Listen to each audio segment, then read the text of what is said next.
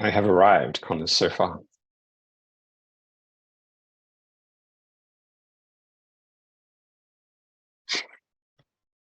What's up? Hello, Hello, where are you? I'm in San Francisco, The place. but no flowers in my hair. San Francisco without flowers in your hair. Yeah, a song you can't sing. I mostly know the punk rock cover by Me First and the Gimme Gimmes, which is a bit more upbeat. I don't even know what song it is, to be honest. I'm musically challenged. If you're going to San Francisco, be sure to wear some flowers in your hair. If you're going to San Francisco, you're sure to meet some lovely people there. That's how it goes. Oh, it sounds nice. Um, so D-Web, I think D-Web is your speed. You should go to it next year if you D-Web. can.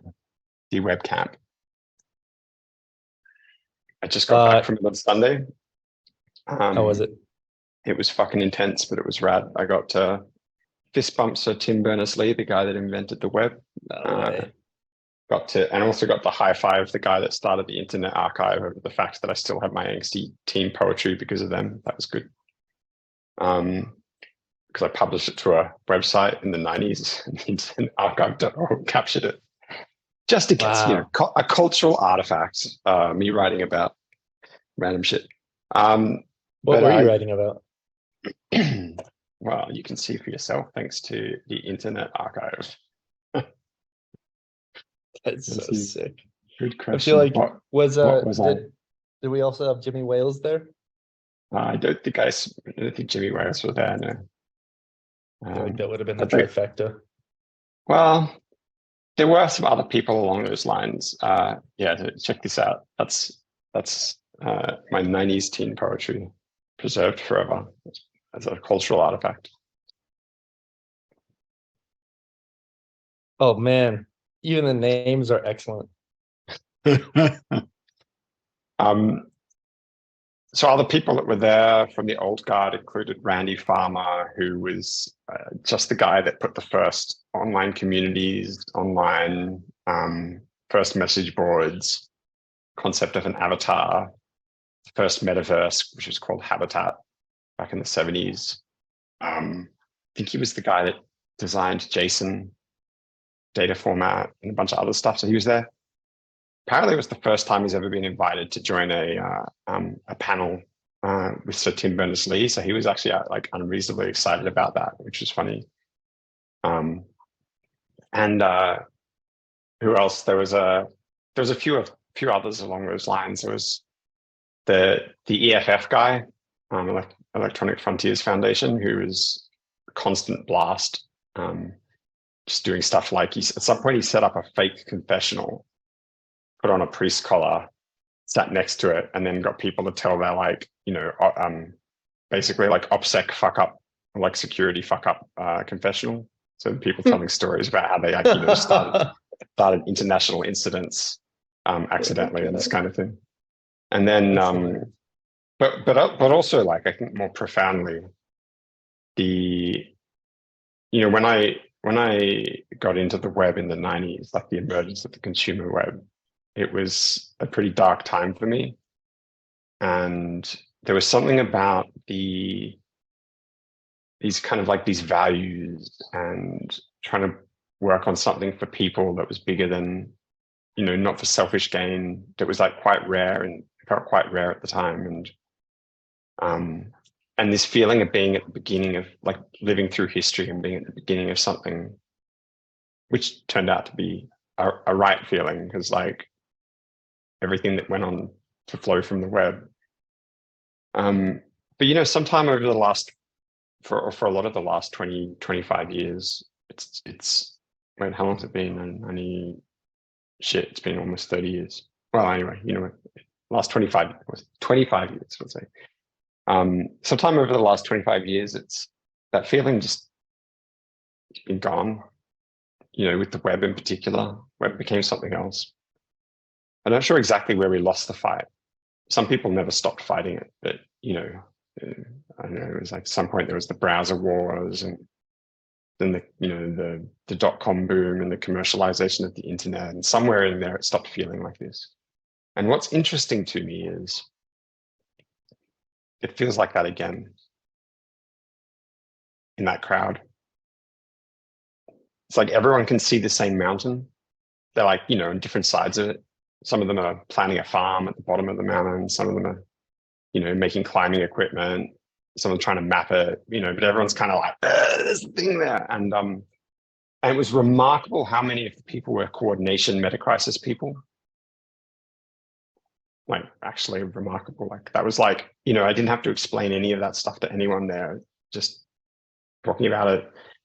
Everyone working on like 500 people in the Redwoods, right? Like, everyone's working on like some kind of distributed tech or something. Not a lot of it's crypto, but some of it was. I now understand what holochain is, for example. That's something I don't understand, but I can tell you real quick what it is in a minute. And yeah, and so it's actually really exciting. But I mean, like, it feels like you're talking to some of these people, and you get the distinct sense that they're going to be future, Tim Berners-Lees and Randy Farmers, and also it's kind of cool to see some of the old guard. Like, they've never stopped. They're still going. They're still working on the same things they were working on back in the 90s. I mean, like along the same lines. Like, not like they didn't go away. They've always been there. There was just this sort of like 10, 20-year period where everyone was like, oh, I guess we were wrong. Servers are fine. Like, this seems to be working. And now it's like, everyone's like, oh, fuck, no, we were not wrong. Like, it's back on. Let's, decentralization fucking matters. Let's go. Now we know why. What is the why?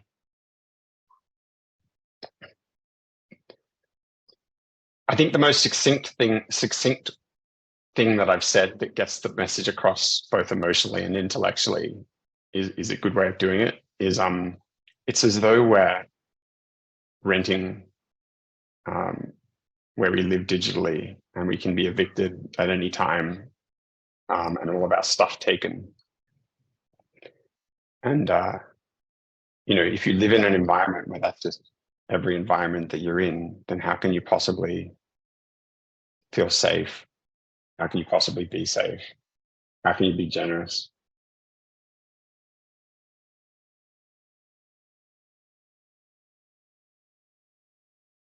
Yeah, that's a great analogy. The problem with servers.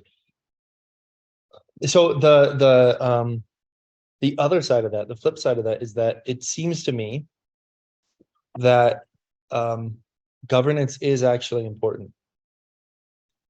In other words, to make it concrete, to maybe even to reuse the analogy of renting, there's nothing worse than living with someone that is loud and messy and makes eggs naked in the background of your Zoom call. I know that. That sounds low-key great to me. So but you missed a bit on that sentence, which is important. Do you know what it is? Worse than living with? Is it the choice of who you live with? Is that kind of the where you're going to take us? I was just going to add the words, for me. There's nothing worse for me than. But what you just described might be someone else's ideal living environment. They might love that. So totally agreed, 100% agreed.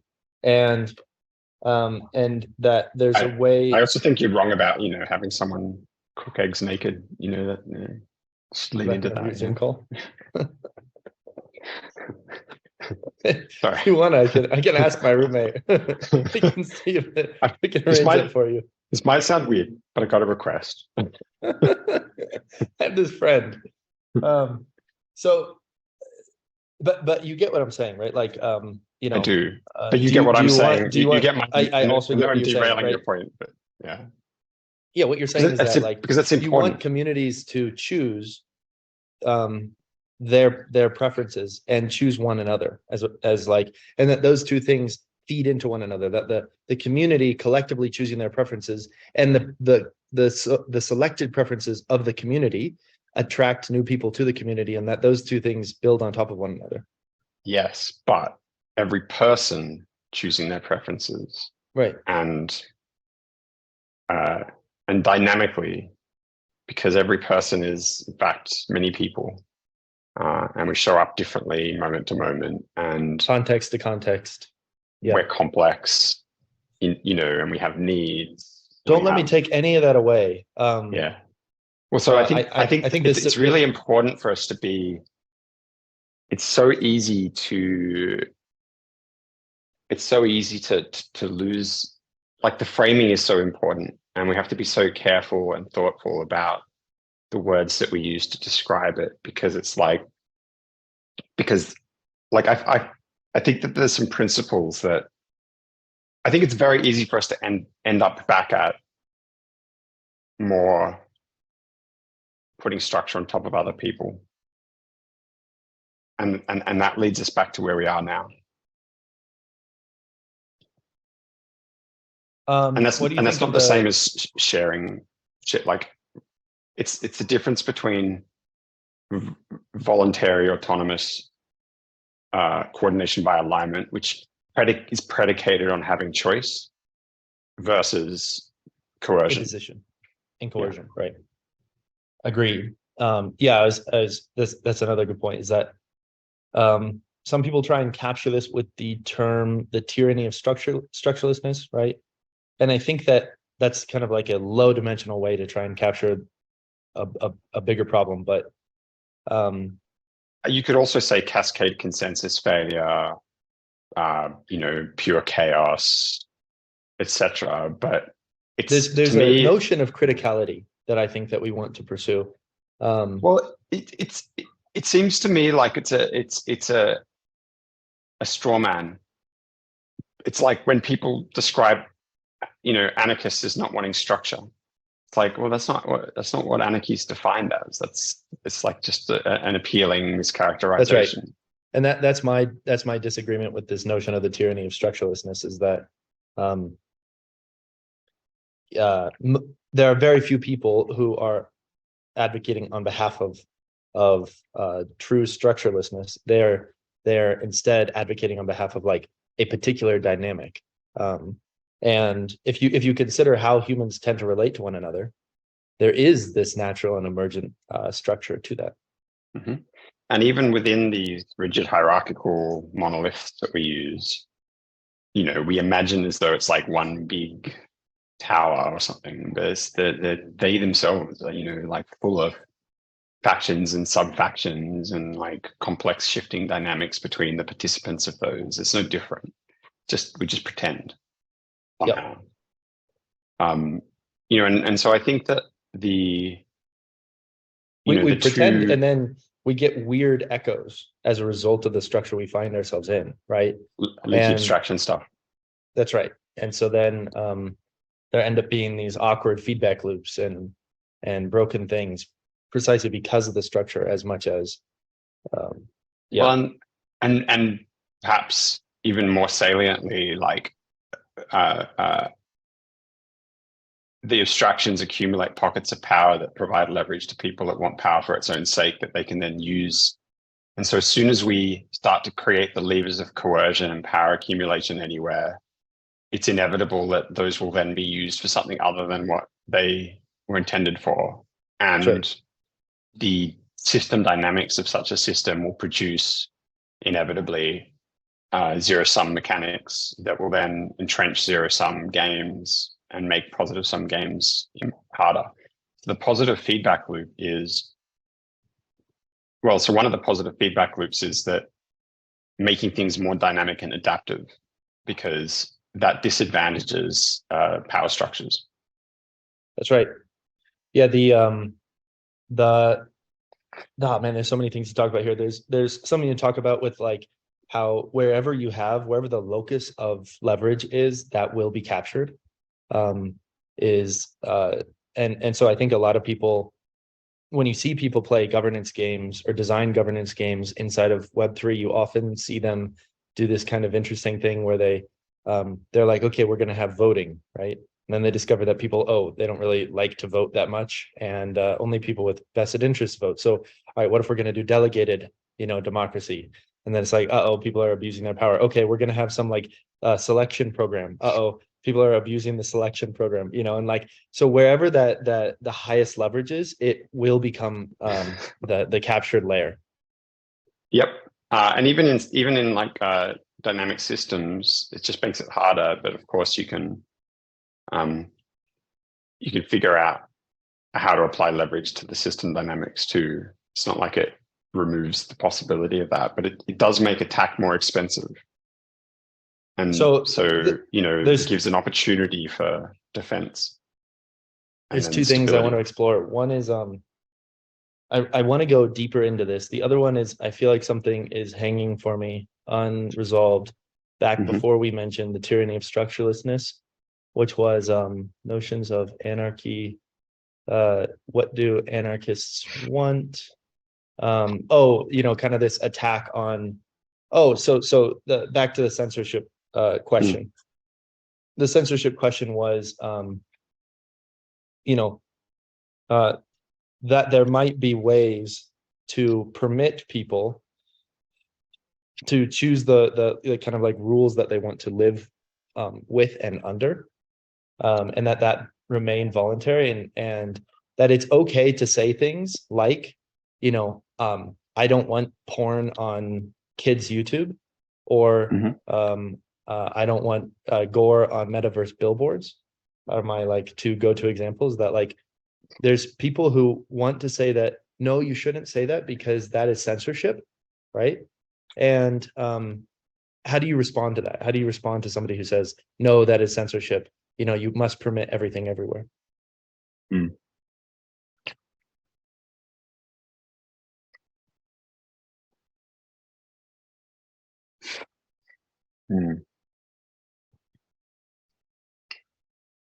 There's different faces to this problem, and I don't think that there's one answer. Like, part of the problem is the structure of our social spaces more than anything else. So, and then there's the old joke, like if you have a problem and then you decide to solve it with regex, now you have two problems. Have you ever heard that before? Yeah, I've also lived it. Me too. I once wrote a. Please don't tell me it was a web parser. No, a language parser using regex. It's because everyone told me that I couldn't and shouldn't, so I did, just to be obstinate, and they were right. But I did it. I did it so that it worked 99% of the time, and then just had to have a pre-parser to filter out the edge cases before it would parse it, because otherwise it would literally like segfault I don't know how or why, but no matter how many layers of virtualization you had, when it would hit these particular things, it would somehow crash the physical machine.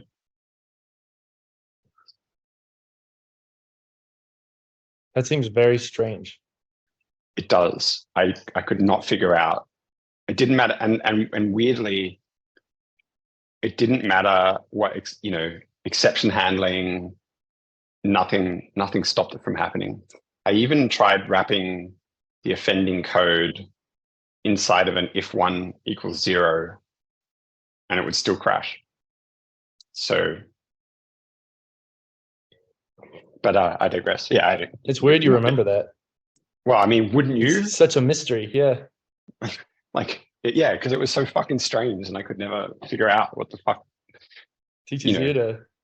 Yeah. Could that really be regex related? That's fascinating. It was. What languages was this in? It was essentially in Java. Okay. It was in an abstraction on top of Java, in fact. Really? So I was writing an abstraction on top of an abstraction on top of an abstraction on top of an abstraction. So somewhere in there, the leaky abstractions were doing something that they shouldn't have. But I digress.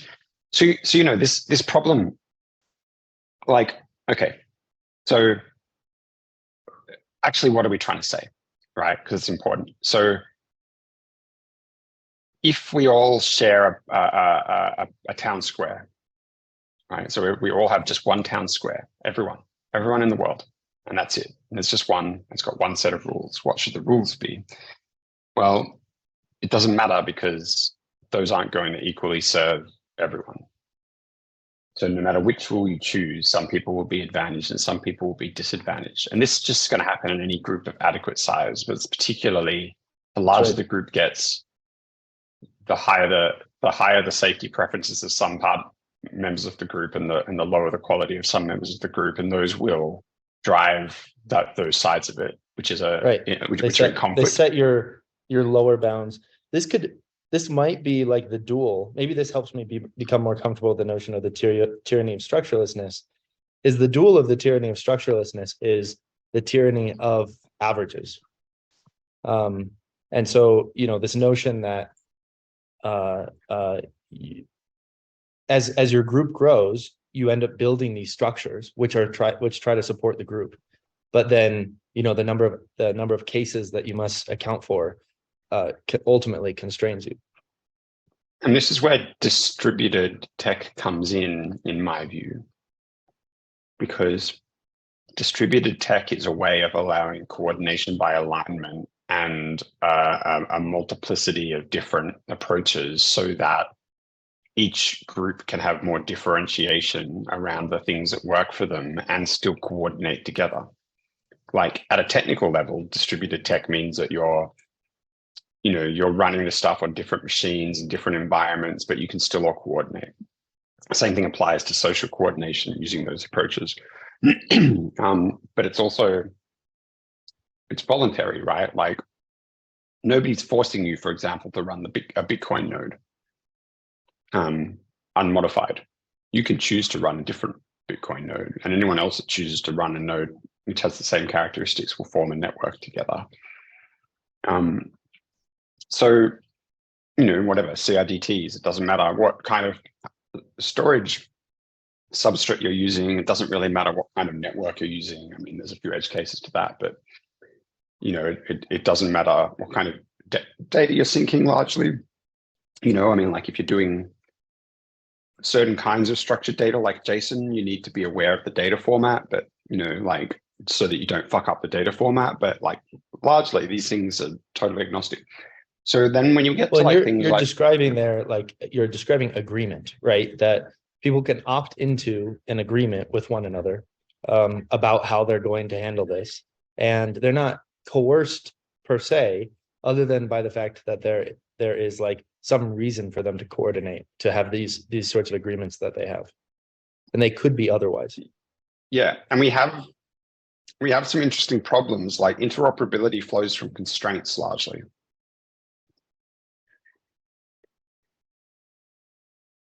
Okay, can you unpack that? For something to be interoperable, it relies upon there being certain rules, usually. Mm-hmm. Like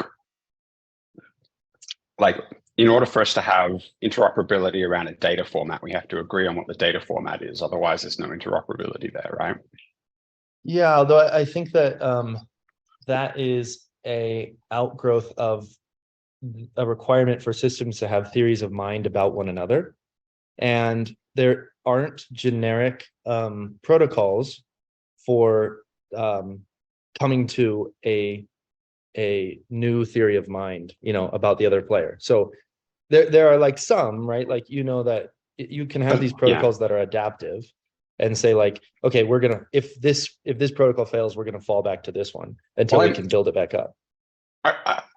I think you get the adaptiveness from layering and granularity of the protocol use, but in some cases you don't need it. Like, for example, like HTTP, right, is a transport protocol, and you don't have to use a different protocol for almost anything. You could use it for basically anything. There are a few edge cases where it would be a pretty bad fit. And so, but there are also benefits to using different transport protocols in certain cases, right? Like, yeah, we know that UDP is better for video or whatever. Right. And you know, maybe you don't want all the TCP/IP stuff sometimes, right? Like maybe we want to do something that's much more raw and more performant, or you can blah blah blah. But you know, but you could do it over TCP/IP largely. But more interestingly, when we start to get I think this is going to be very relevant to AI stuff as well. So like, you know, like I was on a team call with my team yesterday, and we were talking about AI generative systems that we're playing around with. And so what, you know, like imagine that what you want to do is you want to generate a map, and you want that map to have points of interest and gradients, you know, like topography, right? So like different parts of the map are higher or lower, and you want to generate like artwork that correlates with the topography of the map and makes sense. And you might want to be able to, you know, like have a path that passes behind a mountain where, you know, whatever goes on the path behind the mountain would disappear. And you might want to have, you know, like be able to, something changes in the game world, and you might want to be able to update the artwork in such a way that the rest of it remains unchanged.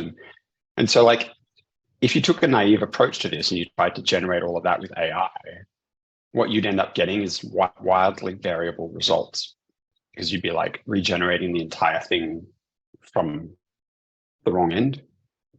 But if you start with a topographical map, right? And then on top of the topographical map, you generate an artwork that fits that topography. And then on top of the combination of those two things, you can generate points of interest because you have the source information you need to do both of those. And then on top of those, you could generate, you know, pathing information, for example, to pass behind the thing. And so like, but with each step, you know, and then you might be able to like, you know, feed all of that in to generate specific things that go in the environment that would look like they're meant to be in the environment because you have all the other information you need. And so with each step, you know, you're getting more contextual data, and you can feed the thing. And the whole thing could be generative, right? And you can generate the topological map that you start with as well. And so each of those systems can play together essentially. In our world, we call this the ontology, right? And your ontology is your partitioning of the problem space. Mm-hmm. And a good partitioning of the problem space does a lovely job of allowing you to, of course, modularize. But when you talk about the modularization there, then in the case of deploying AI, you know, you would have an AI whose job it was to generate the artwork, and it would exist at that level of the ontology. Yeah. And that would have a lot of beneficial effects, because it would mean that, you know, your artwork wouldn't spill over into, you know, the topography. But that's beneficial most of the time. And then there's a moment when it ceases to be beneficial, right? So then we think about, you know, the hills in Mexico that are like these giant pictures that were created by, I think it was the Aztecs, right? By digging these holes, and building these mounds. And so all of a sudden this becomes artwork that would not be generable by the particular ontology. And so these are the trade-offs of ontologies, is you get like, you know, higher precision across a broader set, but then, you know, you have edge cases that you miss. Which is where composability starts to help a bit, because obviously then we just can reuse the parts that are useful in a new ontology without having to throw those out. Yep. And so like, I think these metaphors apply to social coordination problems as well, because they have similar properties. Like and this is why I characterize this as precisely a move from coordination by by control towards coordination by alignment, i.e. from forced standards towards voluntary participation, where you choose who you coordinate with because it has a synergy or an alignment, and stability from rigid structures, which does produce stability towards stability by adaptive system dynamics. And so the vehicle by which that meets people's needs better is that it allows greater differentiation of approaches that can still be interoperable, and in theory, the building blocks can be composable. And because as we start to get better tools that work in this way, combination of open interop, composability, etc., then, you know, and clear encapsulation, then we start to be able to have systems that essentially are adaptively able to reorient to different things. That's you right. know, and increasingly, like, you're just constantly mixing and matching the parts based on whatever you need. And of course, AI can fit into that because it can help you to more quickly reconfigure the parts together for a particular problem space without having to do, you know, without a human having to parse it all. Well, and it can be, you know, like an AI is doing, when an AI does a single iteration of backpropagation, it's starting with the desired outcome, and then it's figuring out what would need to be true in order for us to get this outcome. And in general, that's really useful because you can imagine that being applied not just to, you know, the weights and biases in a network, but to a structure, right? You say, these are the desired outcomes. And then based on that, it generates 1,000 structures that would have, you know, this desired outcome. And that's using previously known, you know, modular components that everybody already knows how to relate to. And that's hopeful. It kind of defeats technical debt in some sense, right? And related concepts. Let's check. Because you can restructure the assumptions of a system much more easily. And so you're not locked into an architecture that's based on the wrong assumptions. And particularly if you have known good composable building blocks, then less experimentation is required. You know, it's more becomes a selection process. Like, okay, yeah, we know we have this block, and this block's really useful for this kind of situation, which we now know is what we need. And so we take that. We don't have to like make that on the fly. There's so many things I want the load. So many things to say here. There's a really interesting paper called Dreamweaver that came out a long time ago. I want to say long time in AI world. I think it was maybe like 2018, 2019. And in it, they trained up this model to start with the Y Combinator. So, you know, like this is a Turing complete combinator. A combinator is, you know what a combinator is. Do you know what a combinator is? It's like I'm a high school dropout, which means that my not like I make up for my lack of formal knowledge in some areas by just having a very quick mind. So well, you'll get it. You'll get it immediately, and like it's not something that most people know. So the combinators are just like things that move symbols around, and the Y Combinator is a special thing that moves symbols around, which is Turing complete. And so, they call it, you know, has universal computational properties. So a NAND gate also has these properties, right? Which is why your chip, all the chips that you use in your computers it's just all NAND gates all the way down. It's just one thing, you know, talk about ultimate composability used everywhere to make up your half adders and your full adders and your registers and whatever. So have you ever fucked around with those mechanical computers that use the water or use like little balls? Yeah, and it's like it's surprisingly simple at the bottom of it all. And so where was I going with this? Okay, so it starts it out with this Y Combinator, and then it gives it progressively more difficult problems. The AI gives it progressively more difficult problems. And during the daytime, there's a day and a night cycle for this, like a dreaming cycle and a execution cycle. During the daytime, it uses this neural network and it uses the primitives it's discovered to try to solve these problems. And during the nighttime, it instead of training the neural network, it tries to discover new primitives that it can use. For example, this was a Lisp-based. This is so cool. It's beautiful. This is a Lisp-based programming language, essentially Lisp-ish, and it discovered the sort function. Now, of course, it didn't name it sort; it named it like func12, right? It was like the 12th function that it discovered.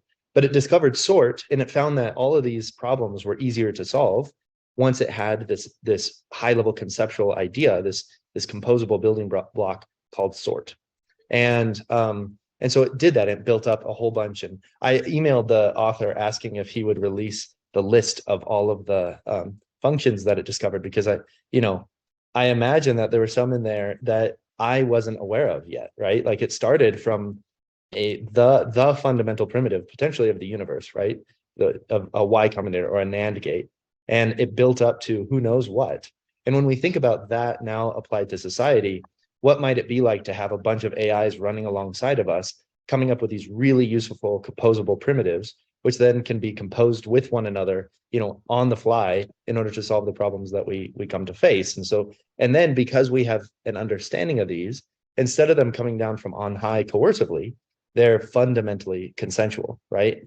And we can opt into their usage and their composability with one another. And then that plurality, that chorus of different composable building blocks is something that we all get to flit around to as if we're little fairies to mushroom rings, finding the ones that are the most beautiful and work the best together. It's not a given though that exact technique is applied in the glass half full way. It's also entirely possible the same technique, the same adaptive system is used in a glass, a zero sum way that would be very like imagine that you could interact with a system that was adaptive and emotionally aware enough that it could kind of meet you wherever you were and help you to feel better, help you to resolve your problems. And it was so good at that it didn't have contraindicators for treatment. It would just do the thing that worked, almost like taking drugs, right? And that thing also had a subtle agenda of manipulating certain outcomes for you because it was in fact a zero sum game, right? So this is the moral hazard, I think, of this path, is that I think we end up with one of two broad outcomes. Either these technologies are for humans individually, and meeting their needs, or therefore enslaving humans. And I don't think that, I think it's just binary. I don't think it's like enslaving some humans on behalf of other humans. I just think it's like,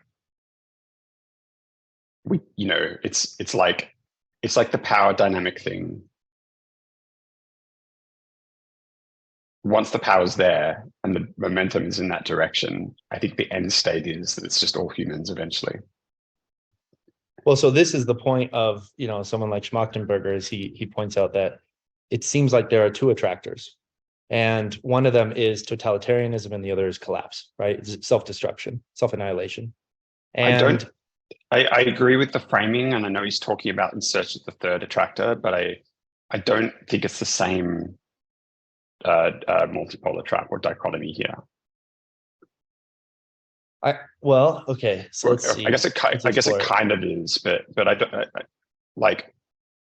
sure, if we have cascade consensus failure on one side where we have chaos and no ability to agree versus totalitarianism, but this is more egregious. This is like, yes, sure, on one side it's control, but it's not. I don't think on the other side it's coordination failure.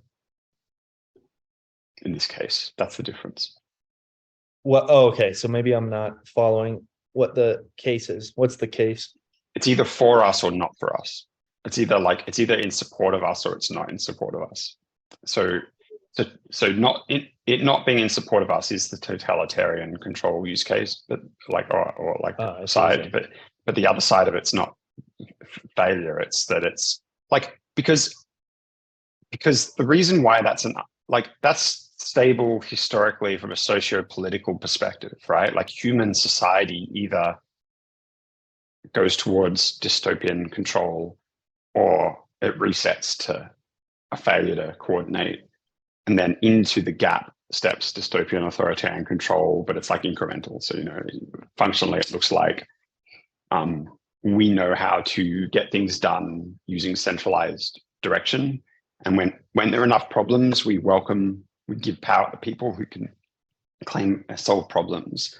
And then they get more and more power over time, and we end up back there, right? And so there's been a stable multipolar trap where we just oscillate between those 2 points, and we get some relatively nice period while we're in the middle, and then bad periods at the end. But usually we don't stay in chaos for very long. We spend a lot That's more what I was time going in to say. dystopia. And so, well, But this is different. so is what I don't think it is. And how I want to invite you into the possibility that it's the same is that good intentions inevitably end up with people building structures to solve problems, which then get us stuck in dystopia.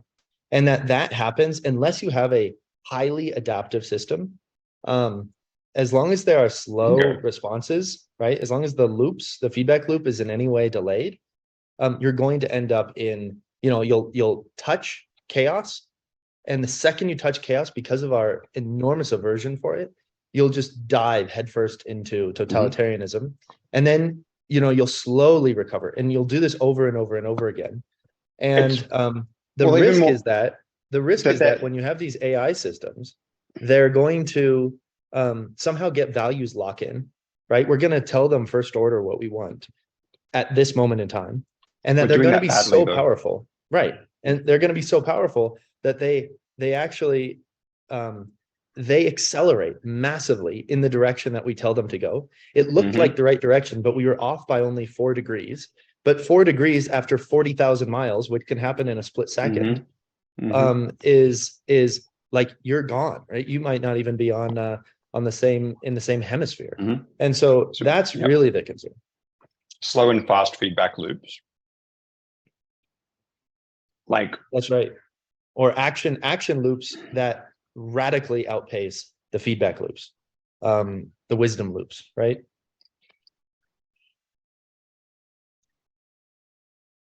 The trouble is that the reason that at least the AI that we currently have is a meaning. It automates human reasoning, I guess, on some level, but the basis in which it does that is based on the input data, and the values and assumptions and claims in that. And so, are you familiar with speaker John Ash on Twitter? Yeah. So I had the pleasure of hanging out with him a bunch at DWeb. Got along. Isn't he lovely? Well. He's cool. He's like me in some ways that I don't find people like very often. Which was, so we had some fun going down some rabbit holes. That's cool.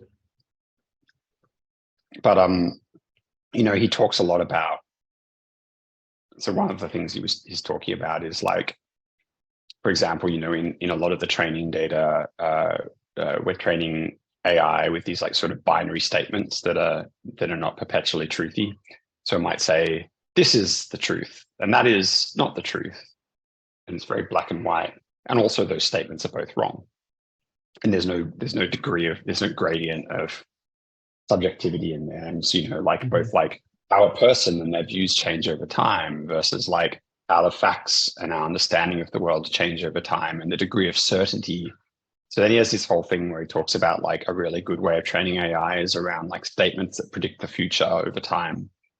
But they can have different kinds of predictions, how true is this going to be? How much are we going to like this? How useful is it? And then that would, for example, build a much more nuanced training, and that in part, what we're getting out the other end of these things is because of, is driven from these set of problems. So to your point about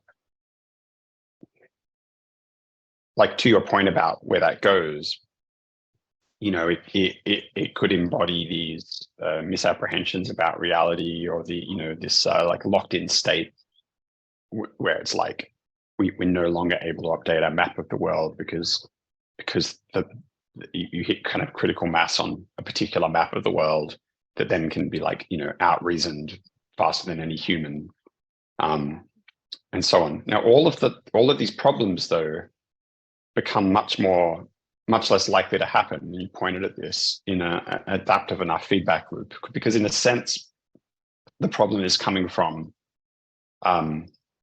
the separation from reality of the human reasoning and processes. Right. So this is the criticism that I've been frustrated with Mark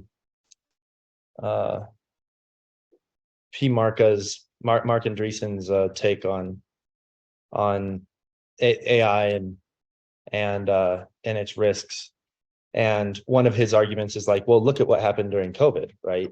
We had these models, and the models were wrong, and we didn't, we just kept listening to models, and then all the policymakers did what the model said, and it got us into huge trouble.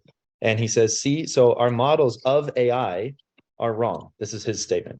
But of course, what he's missing is that the risk is that the AI becomes the same as those policymakers, and they don't get feedback from the real world about whether or not this is working, about how it's affecting people, about whether the assumptions are correct, and that it just plows forward. But it plows forward with a force, an intelligence, a indefatigability that is orders of magnitude more powerful than the current institutions that he's criticizing, right? And so I think that we are past a point where we can avert that direction.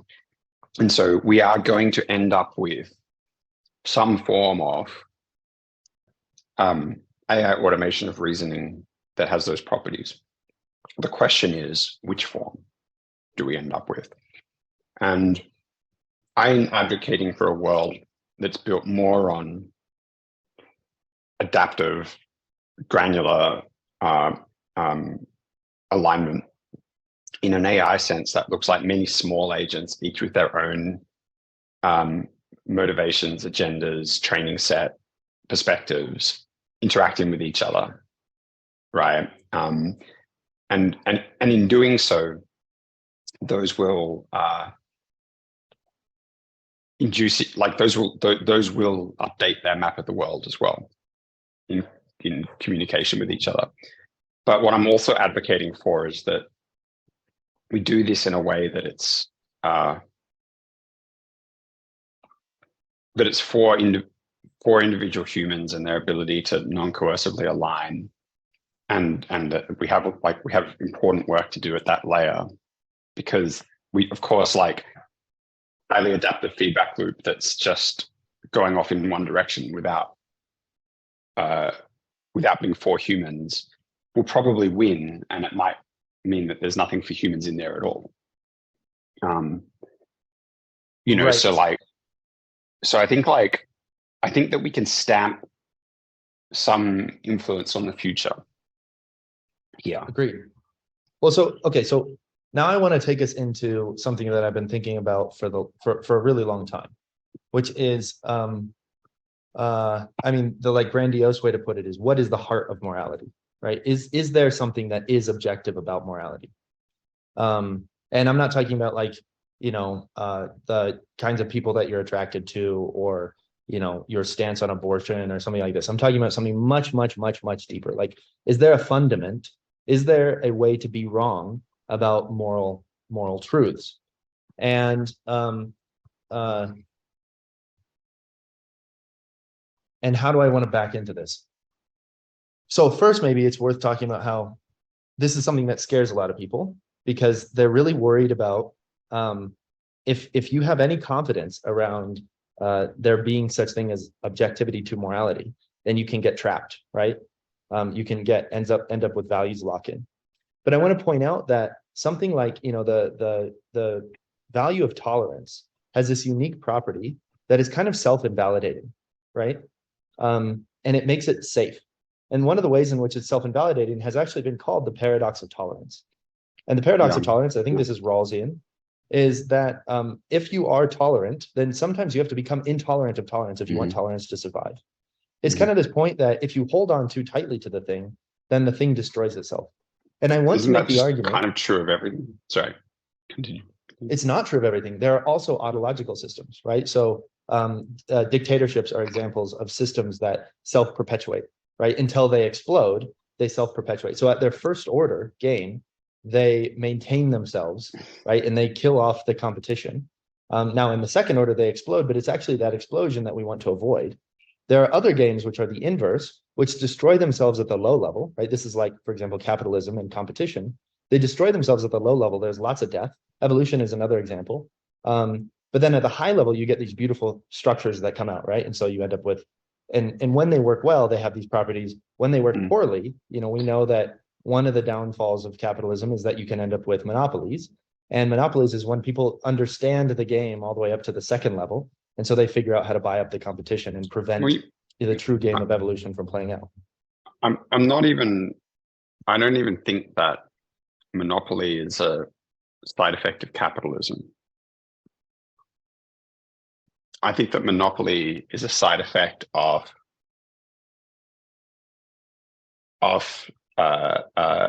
abstraction.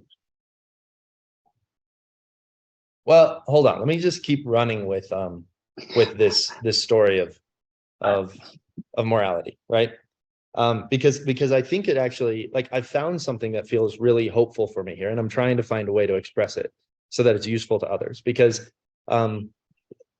this idea of a self-invalidating system is also what you get when you get primitives, like we talked about, that are universally computational.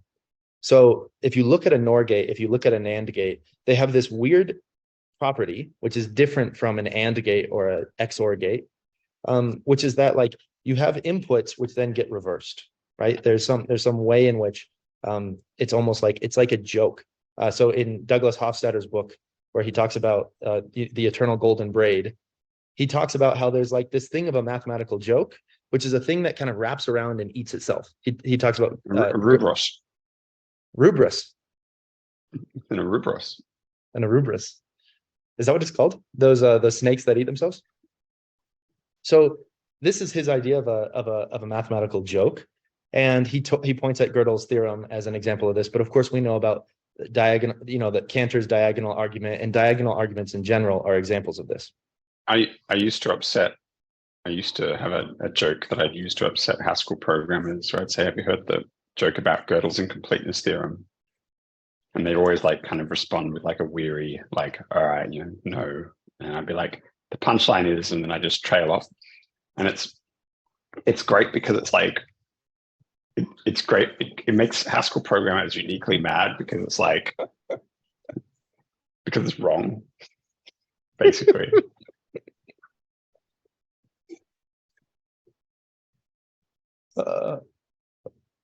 Just my sense of humor. It's like oh, that is really fucking hilarious. It's funny because it's a meta joke that requires an awareness of the fact that it's wrong, but it's still just as enraging. Right, and because it is it also subverts the normal anti-joke rules, but of course, in that sense well, anyway. I'm going to now think about it. I think it has 3 jokes in there. Is that right? I enjoy like complexity, I guess. That's hilarious. Okay, I'm not done though. I have to keep going. I need to get this out of me because we're not done yet, right? So I've taken you through, like, the idea is there something intrinsic, objective to morality? Just to slightly interrupt you again, but every time I've ever made that joke to a general audience, it's just total crickets. They're just like, I have no idea what the fuck he's actually saying, and I find that part the funniest. It's like, my wife's like, your sense of humor is weird. You seem happy when people don't understand your joke, and I'm like, yeah, but it's funny because of why they don't understand my joke or something. There's some anyway. But it's funny too because it's funny to deliver the joke as a Haskell as like with the knowledge that it is a joke for Haskell programmers. There's something like additional to that structure. Mhm. Yeah. Do you know? Okay. Do you know a guy called Mark Wotton? Wharton? Wotton, Wotton. I went to primary school with him, but he's a very good Haskell programmer. Interesting guy. Anyway, there's just a chance you might have known. But now, allow me to. I cut you off mid-thrust, and now you have the yes. Okay. So task of attempting to return. It's fine. I've got it. I mean, this is like, I feel like I have practiced this one 1,000 times. So we start with this question of like, is there something intrinsic to morality that is actually objective, like something to hold on to? And then people worry about the fact that if you had something objective, then maybe that it would self-perpetuate. And I want to say that maybe that's the answer, is the non-self-perpetuation of a moral statement is possibly like the safe moral statement. So when you talk about dynamics, iterative dynamics, like the feedback loops, these remind me a lot of these diagonal arguments that you get like from Cantor and Gödelian incompleteness, and like the tool that is necessary in order to actually get computational universality, which brings us to this idea of like in statistical physics, there's the idea of a critical line, and the critical line sits between the collapse and the capture, right? Mm-hmm. And so capture is when all of one thing takes over, and collapse is when all of the other thing takes over. And it turns out that there's this line, it's a fractal line, that sits along the edge. It must be a fractal because it's the same at all scales, and that's the thing to follow, right? Is following along that line. And what it's doing is it's self-invalidating. So at every step, you have the parameters right so that neither side ever takes over. And this is known as a repelling fixed point, a repelling fixed point. It's kind of like, so Schmachtenberger says that we should find the third attractor, but actually I want to say that we need to find the third repeller. That like the thing to pursue is the act of being repelled, and that's actually what makes it safe between the other two poles. Between and of itself, right? That the thing of itself is like you never reach it precisely because it's repellent. And so this gets me to this idea of like the thing that we should find safe is precariousness. That actually we want to design these almost fragile structures, and we sense this, right? We already have a feeling for this both in our moral and in our epistemic norms, right? We know that we listen to Einstein with general relativity, coordination by alignment, right? And that you must be in a highly reconfigurable state in order to align. That what makes a magnet, what makes the metal shavings able to reorient to the magnet is that they're not locked into a big chunk of metal, right? And so you need to be in this state of being capable of realigning. And so I'm going to skip to the punchline. The punchline is, this is why I think we haven't heard from aliens.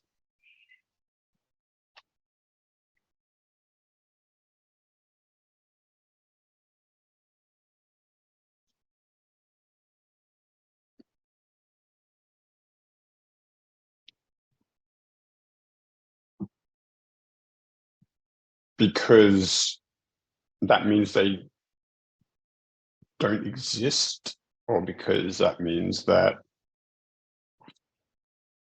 they understand that they can't contact us.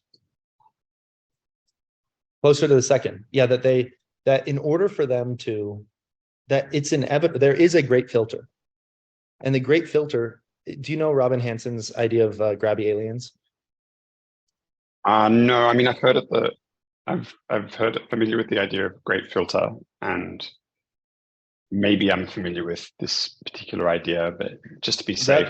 Grabby aliens just means that, like, he says, look at humanity and how we tend to treat one another. We tend to come to dominate, as much space as we possibly can. We kill off the Neanderthals and the woolly mammoths, right? And he says, what's to make us think, like, why should we change our priors when it comes to aliens? Don't we think that they will exist in similar environments to us? And so that when they become multiplanetary, that they will play the same game, and that they will go and they will dominate their entire light cone, right? To the degree that it's possible for them to do so. And then he says, and therefore we should expect to see them. And he has really good arguments, and it helps to put some parameters on what you would expect to see like we should have expected to see aliens unless they're really unlikely, or some reason there's some difficulty for them to be loud, right?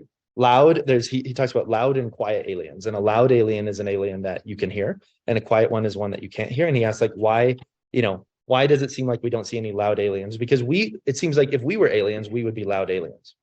Okay, so this is the notion of grabby aliens, and it's very simply put, it's like they go out and they grab things, they grab everything and they make it their own. They make it like them. And so what I feel like an alternative is, there's a reason why those aliens are actually quiet aliens. And it's not because of how they are, but it's because they've passed through a great filter, and that great filter causes them to be quiet. And that great filter is actually a moral filter, but the moral filter has to do with the foundations of physics. And what they've discovered is they've discovered this critical line that actually, for them to reach escape velocity, where they leave their planet, they become multiplanetary, that first you must pass through understanding this moral truth about the universe. Just like you must understand the physics of how you build a rocket that gets you off the rock. You also must build a physics of how do you coordinate with one another. It seems increasingly evident with the current trajectory of exponential catastrophic technologies that you can't solve for coordination on those with authoritarian control. That's right. There's no, and so therefore either you solve for it on alignment and cooperative coordination, or you are filtered out. That's right. It's neither order nor chaos. It is the thing right in between. And if we look at the way our brains work. But what about a species like us embodying that that grabbiness into efficiently propagating machines before we are filtered out? Okay, well, so for this, I don't have I haven't explored much here. A possible answer is that there is a great alien species that's out there, that's maybe right here. They are they're watching us, and if it seems like we're going to produce a thing that is grabby, that's when they will invoke essentially the paradox of intolerance, right? Or the paradox of tolerance. And they'll say, like, all right, if you're going to do that, that's the one thing we can't permit you to do, because there are also all these other life forms that we must protect. I rather suspect that the mechanism by which they would do that, if they exist, would be such that we would never know about it, and it would just shape the direction of the thing we're doing away from that. I think that's right. And it will be, like, as much as possible, it will be very gentle, and they want us to discover for ourselves, this path, the critical path. That would be, so that's an alternative hypothesis to why we haven't heard from aliens. And so the death state for the species might be more that butting up against an impossible to overcome barrier, we mince ourselves to death by not being able to adapt to this different mode. Well, and that this barrier might be imposed by, like, how, have you ever met? I've had this happen to me, and I've had other people have this happen because of me. Or like, there is a way, I'll do it for myself. I have behaved in a certain way where I haven't gotten invited into the club, right? So I meet some people, we get along like at first, and then it's not that I do anything really wrong. It's just that, like, I'm missing something. And because I'm missing it, it's not that I'm penalized by them. It's just that I'm not invited. I don't know if that makes sense. I think that there's something similar there, is that, like, there's something for us to get before we get all the other things.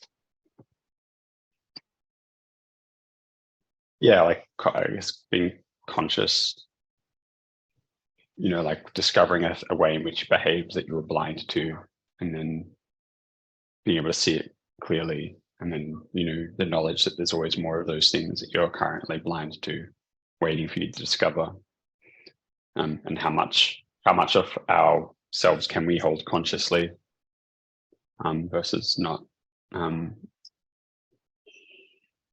So like, yeah. Have you ever read a really old sci-fi book called The Mote in God's Eye by Larry Niven? No, Super looking old it up school. now. It'll definitely have a bunch of, if my recollection is correct, a bunch of kind of like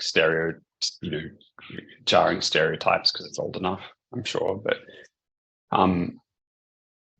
the premise is essentially that humans discover, I think, like an alien spaceship with a huge space sail, like sails into human space, and they work it backwards and figure out where it came from. That's kind of a mystery as to why, like why would why in this manner would aliens turn up, essentially.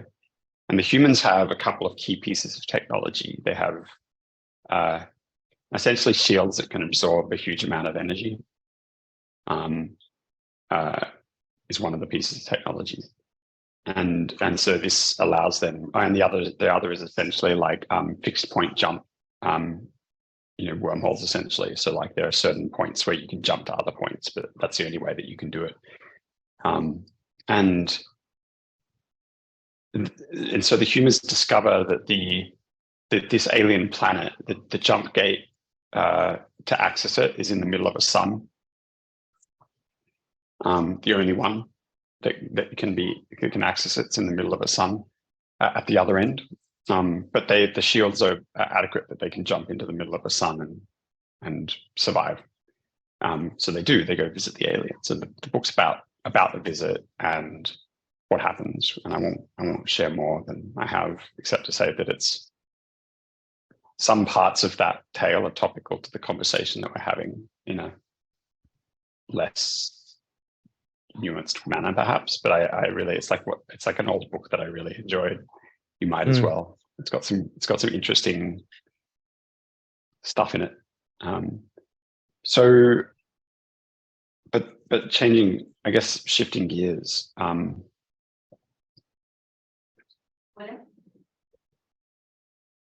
It seems to me like,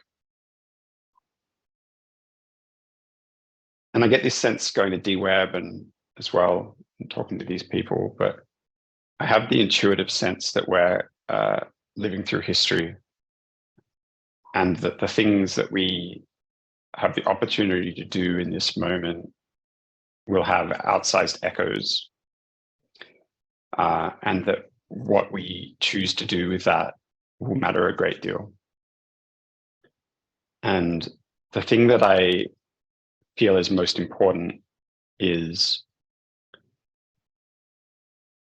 technology and other things that support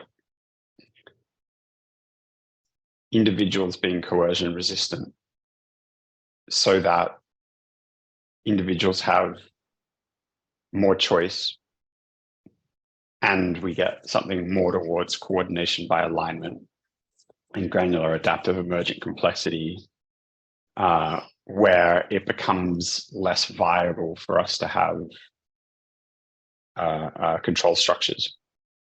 The really simple metaphor for that being, like a SAS walled garden is coercive, and using its coercion, soft or hard, it allows it to price for the lock-in, with side effects. And some of those side effects are that the platform is less useful because it has to be limited or restricted. So you can't have your data, you can't just do whatever you want with it, which restricts how you can use it, for example. and you have to pay more for it than is fair alone. Otherwise, the lock-in is not needed because everyone's always happy to pay for fair, right? So that an architecture that means that you have your data, and even though you might use a server, they can't remove your access to the data because you already have it anyway, means that you can walk away. And a community where you are co-collaborating with other people, but you have the data and you reach disagreement means you can just walk away. And because everyone can always just walk away with the co-created stuff intact by default, then in order for you to stop that from happening, if that's the default, you have to intentionally put a structure in place to stop that from happening. And because that has to be intentional and extra work, it's clear that that's the intent. Right. Yeah, there's the power of defaults, right, in impugning intention. And so at the moment in network systems, the default is lock-in, which means that it's not clear what the intent is. And often that's leveraged by having the intent framed as benevolent, knowing that that can be changed later to build network effect. But it can be changed later, and so it is changed later. And even if the initial group responsible for that was benevolent, they'll often, either change gears at some point in the future, or be conquered by entities that aren't benevolent, or entropy will get them, and they'll be replaced by one way or another by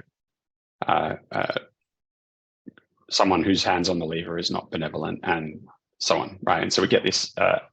The microcosm of this is the Twitter story, which is like, if it weren't so, tragic, it would be a joke, because it's like, ironically, although certain things are better now, ironically, the system not under Elon was more even-handed, acted more like a I'm not sure it was, which might be controversial. Same way. I think that Twitter was long ago captured by special interests. And I think that the structure of Twitter in its current form and previous form is deeply harmful. And I think the reason that structure is maintained is because of special interests. The social network effect is that the incentive for a social network organization is scale, and getting as many people together in one room as possible, which also happens to be the exact formula for destroying positive sum coordination possibility. And so advertising, in some senses, in its current form, incentivized advertising, is a zero-sum game and a tragedy of the commons, which has captured social network structures. You can't have community at that scale, and you can't have safety at that scale. So you're essentially put into a sort of a Thunderdome arena where everyone feels under threat at all times, and there's no real safety. Right? So I think it's a deeply destructive paradigm for a town square. I think that we still want something like that, which is like the public square of humanity. But I think that what we need is other places to express a lot of the community and coordination needs that we have that are more healthy for meeting those, such as small groups that can be tightly aligned around our needs and values and shared goals, and like as they change and evolve, where we can define whatever rules we need, whatever rules we can co-agree on, and allow, you talk about the repeller, allow the repeller to be the coordination tension such that you end up with bubbles of tightly aligned individuals that can have like a strong sense of belonging and shared purpose and rules that they can all agree on. And then a gradient of different groups that are further closer together or further away that could coordinate right. with each other. And then if you have the that, term of art people use is holonic, right? What do you think Yeah. of the holonic frame? yeah, I mean, it's a little bit abstract in some sense for people to understand, but yes, it is holonic. I mean, Mihaela Ulieru is the academic who's done a lot of the who's advocated for that holonic frame. I don't know if she's widely acknowledged for it, but she's done a lot of work on emergent networks and holonic, the perspective of holonic system, hierarchies and so on. I don't know if you search her name, you should be able to find a website where she publishes all of her papers. There's a shitload of them. By the way, are you coming to MetaFest in Croatia? I haven't heard of it. I think you should come. It's in August. Do you know when in August? We got a wedding. Yeah. It's the 16th to the 18th is the main event, and then there's a bus trip from the 19th to the 24th as we go from Pula to Dubrovnik. I've chucked some money to the event organizers as a minor sponsor, and I'm involved in the kind of coordination DAWI track. Mihaela Ulieru is now coming. A bunch of other interesting people like Jeremy Ackers, the Gospel of Change guy, who's like talks. He's going to be there. Other people like that. His tweet about Luca Date. It's your fucking crowd. His tweet about Luca Date was just like so. Yeah, gorgeous. I saw you enjoying that. Just nerding out. Wow. Literally, just as this call started, I was shit posting at him. What's that? I was shit posting at him literally as this call started. So like he wrote like, in his classical, like I usually respond to him seriously and say something thoughtful, but this time he said, what's the distinction between intelligence and wisdom? And I said, intelligence for casting spells, wisdom for saving throws. And then otherwise described as intelligence for knowing what it is, wisdom for knowing not to touch it. He's probably going to look at that and be like, I think that kind of response might actually make him a little bit mad. So I'm not sure how it's going to take it. But I do think that there's a fun part of Twitter that we're on where all of us are a little bit sufficiently spiky that there's always the risk of kind of being urchins in the tide, like landing on top of one another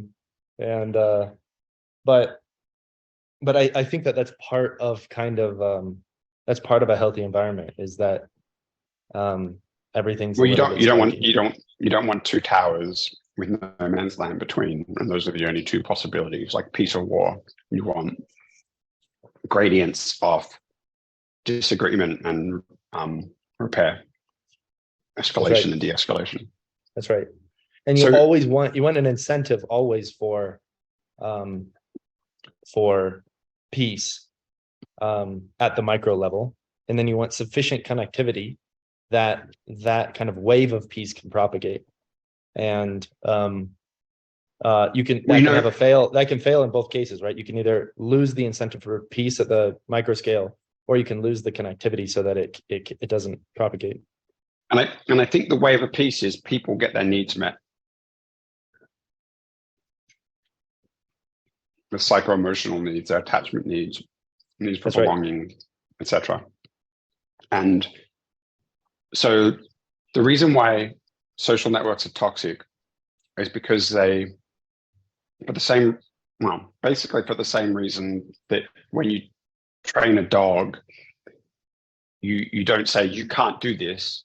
You say, you teach the dog, this is not the place and time to do this, but we're going to do the thing that, we're going to have fun and throw the ball at the park, but not in the back of the car while we're driving, right? And the dog will accept that if there's a place for it, but they won't accept that if they're just not allowed. And so humans are the same in a sense. we have this public square, but there are no rules. And everyone's trying to enforce essentially these, or there are too many rules, and everyone's trying to enforce social rules, but they're messy, right? And that's because we don't have somewhere else to get those needs met that are more suitable for it. Like the example that I always give for that is like, come up with a set of rules for a group of people that are who want to have no rules and do anything, and that's what they need to get their needs met. And also a group of domestic violence trauma survivors. One set of rules for those two groups in a community. Go, of course, nobody can, because good luck. Because they have opposite great. needs. So that maps onto my, no porn on kids YouTube sort of analogy. Yeah. That was part of what I was thinking about and how to respond, is that, part of the problem is the structure there, and that the structure is too universal.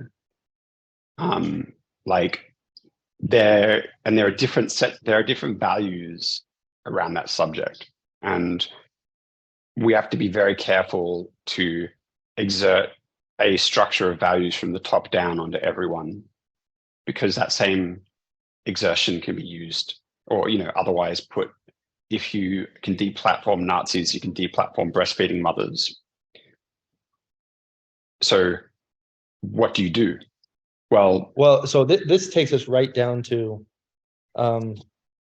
one attribute of this problem is the Streisand effect. Is that if you deplatform something, it can also be Streisanded. And well, I think there are, and the inverse of the Streisand effect maybe is the megaphone effect. And I think that it's important in social media, for example, for us to separate communication from megaphone. So we could take away the megaphone without taking away the ability to participate. And I don't think this is right. I think that this is I think that I think the method by which somebody has their megaphone taken away ends up being what matters. And if they know how to engage, if that method feels fair, then everybody will feel okay with it. But so far I agree. This is one of the trickiest problems. This is almost the trickiest problem in this whole thing. It's like this is like the test. This is like the fuzzer for any coordination system, is like, can it handle this terrain or not? Basically, right?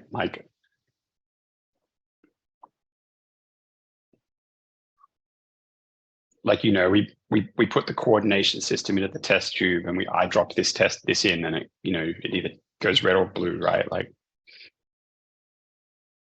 Right. So I can tell you how I think about it. There is a path that feels hopeful for me in not Streisanding, like a way to say, no, this doesn't receive credence, right? Collective credence. And here's why, right? And by credence, that you could also replace it with attention. You could replace that with reach, whatever. And the rule feels to me something like, there's like two rules to it. First is that if you can make statements about how your mind would be changed, so if you can fill out the negative, the like invalidating space, then that's one way in which you should be signal boosted, right? And so if somebody comes along and says, I think X is true, I think the earth is flat, and you say, under which conditions would you change your mind? And they say none, then it's really easy to be like, oh, okay, we know what kind of actor we're dealing with. So that's the first move that feels plausible. My favorite was that guy that would build rockets and fly himself in them, that got himself sponsored by the Flat Earth Society. He was fucking wild. So like the literal mathematics that he needed to use for the rocket to work, like he I'm sure he knew. He was just such a nihilist that they were the only people that were willing to fund. And he was like, great, yeah, give me money so I can fulfill my rocket related death wish here. And then he eventually got what he wished for and died in one of his rockets. But I just thought that was such a, sorry, I'm getting distracting. I mean, you were saying something profound and I was distracting us. I know you and I have talked about this, but I spent like 2 years hanging out with the flat earthers. I think that there's actually, did we talk about this? No, but okay. I kind of don't feel like that's surprised to hear you say that. Yes, I attended flat earth meetings for 2 years, every Friday or Tuesday or something. And I have lots of good things to say about them and so many things that I learned. But that was a kind of a cool moment in the story. And it was actually a bummer, right? Because we really wanted him to get up there really high. You know, then he died. So, I mean, okay. So he was clearly going to die the way he was approaching things, right? At some point, it was just, yeah. When did the dice roll and it come was, out? you know, he made his bet. Thankfully it didn't involve other people. So I think that's okay. I think I have an answer to your question, or I have my answer, and I haven't mapped all of the consequences to my answer, but it feels like the only possible answer to me that works. So it's been where my thinking has landed for a little while, and implicit in a lot of the frames that I'm talking about. And so if I discover that I'm wrong, I'm going to have to rethink a lot of things on this particular point. And it would be important for me to discover that I'm wrong. But it's essentially cool to know you found a fixed point in the lattice. That's cool. Yeah, it's a peg. Pull the peg out and yeah, things shift. Like it's just this local autonomy that's coercion resistant, because like all of these other things we're saying rely upon some structure being imposed on other people, like the megaphone effect, like that. When we talk about how should we amplify or not the signal, what we're talking about is an algorithm that's imposed onto people that has side effects. What we're not talking about there is like, none of it matters if I can choose what, like if you can't force information into my cognition and I choose the information that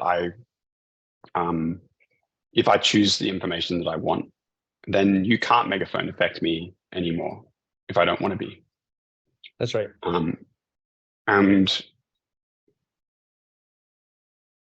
And the same is true of coordination or decision making, you know. And so at the point that I have the right to walk away or the right to participate, and everyone else does, and we only really have the right to, we only really have the ability to come together by alignment, because we can't really easily coerce other people, or to the extent that we can't coerce other people, can't put a structure on top of them that makes them, then the only ground that's left is that we have to choose to be there together and find some common agreement, but we still have an incentive to do that. Then we start to end up in a terrain where the default is positive sum coordination, because we don't have the ability to force, to exert our will upon other people to get the zero sum stuff to work. And I think that it might solve all of these other problems if done That's right.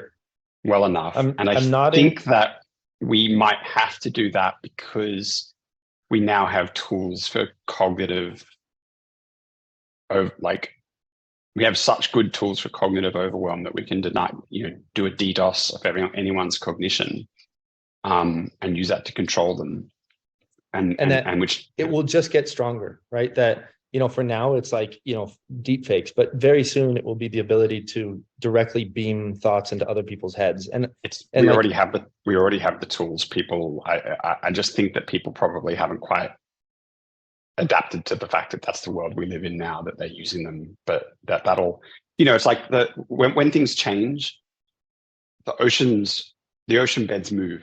Like we're on the world and it's like some alien, like, ring, whatever, jiggles the quantum transmogrifier and all the ocean beds move. And then the water starts flowing to wherever the new beds are from wherever it is, because the water didn't get moved. And human change is the water. But like the ocean beds got moved in an instant.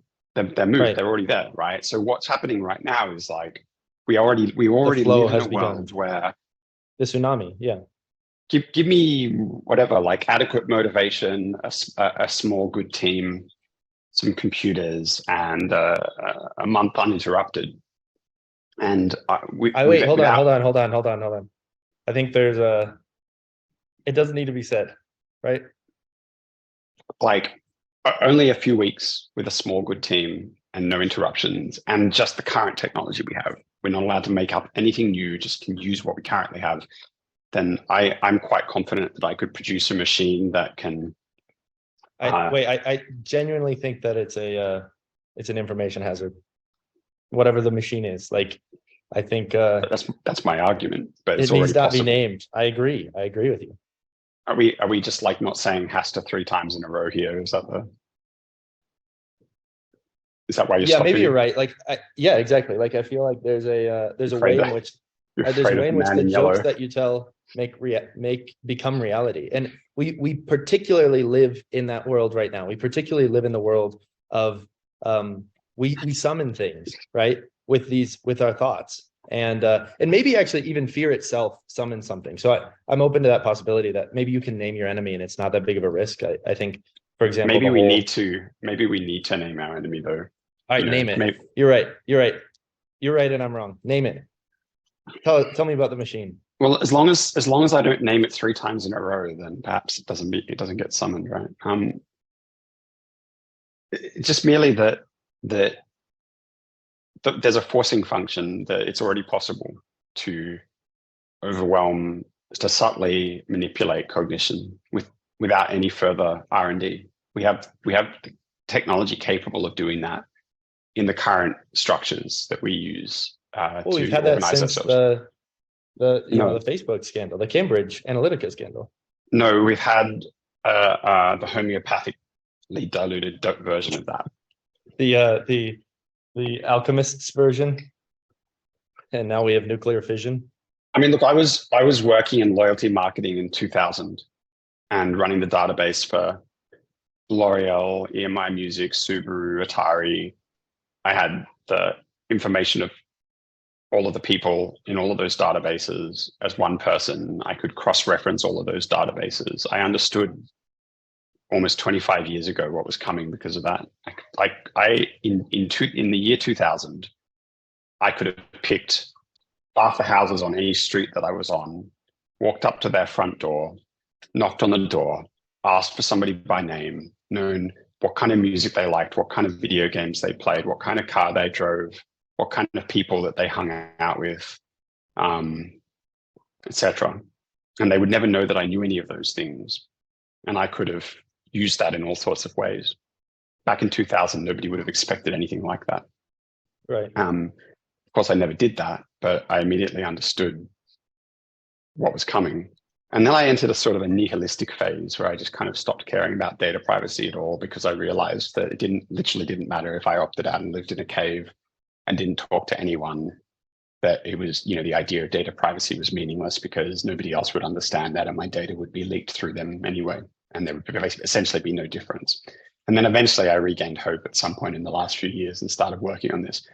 And, and so like that's the old world. And then we got the ability to do more meaningful data analysis, and so data privacy started to become thematically important, although nobody noticed, and we started to have the Cambridge Analytica staff and whatever micro targeting of pamphlets, so that there's no real representative democracy anymore, even like 15 years ago, because the promises that are being made to 15 people framed in a particular way. There's no accountability. So that's been gone a long time. But now what we're talking about is something entirely different. Again, what we're talking about now is the ability to manufacture convincing and persuasive information with any degree of truth in it, up from 100% down to 0%, that's cross-referenced with other convincing, persuasive information, which targets the very faculties that we have for critical reasoning, so that there's no way to make sense of fantasy from reality. But there's also, like, it's very easy to hide agenda in something that's 99.99% true, such that it subtly distorts fabric of things over time, such that the people receiving it would never know. How do we survive that? Or we can't survive that if we don't have sovereignty over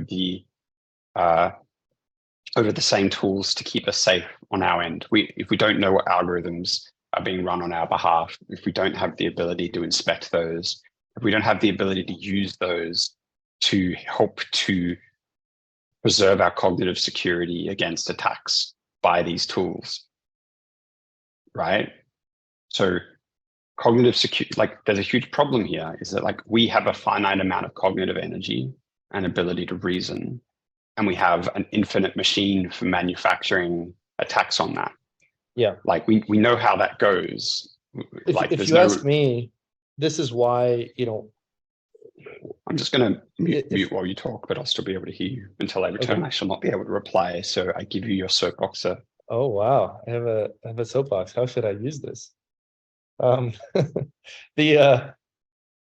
Let's start with the claim that I think I want to make is that if we kind of like succeed in our goal of building these desirable structures, what was you called it granular, complex, adaptive, and something else, kind of this desirable non-coercive structure, then I think an attribute of it being non-coercive is that people will need time and energy to be allocated to essentially evaluating incoming claims, right? And that will be an important job for them to do as an individual. I think that, what people are really worried about us losing our work as humans. They're going to need to automate it a little. At least. They will need to automate it a lot, but I think that this will be the job of a human. If we get away, if we live in the beautiful future, the job that will be left for us to do is to spend a lot of our time evaluating arguments and trying to find out if we're wrong, right? Changing our mind about things, because I don't things think will be so. I'd like to think so, but I don't think so. If we get away, you mean like if we get what's your phrase, by the way? Granular adaptive system? Non-coercive granular adaptive system? I guess we were mixing a few different phrases together. We can definitely construct a buzzword salad of relevant terms here. You had 4, and I really thought it was beautiful. It was I probably said granular, adaptive, emergent network, or something to that effect. Granular, adaptive, dynamic, something. Well, so there's complex networks, or Holonomic systems, etc. But we're essentially, what we're talking about is networks of like autonomous agents coordinating in granular ways. And so then it's just essentially like, how do you capture that kind of combination of granularity, autonomy, and emergence? And that's essentially like the thing that we're pointing to. And then there's just different ways you can describe it. I usually use the word, I usually use the word granular. I usually use the word adaptive or emergent. Take me to why this isn't going to, why aren't we going to get that beautiful world where we have designed a structure that is so focused on ensuring consent instead of coercion that people are paid to spend time with things and have an opinion on their own, right? Not paid to come to a conclusion, but paid a particular conclusion, but paid to come to a conclusion, which they then share back with the system. Why isn't that what we're going to create? I don't think we won't get that. I just don't think that it will be. I think that it will be inevitably cooperatively with AI systems, not alone. Oh, certainly. Yeah. So it won't be just humans reasoning. It'll be right, but it will be humans doing a dance with. Yeah.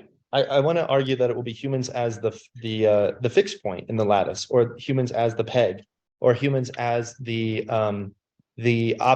like there will be this vast apparatus, this vast artificial intelligence apparatus that's built to then optimally sense the preferences of humans, right? If we succeed, that's what it looks like. It looks like a big AI performing optimal sensing on human preferences.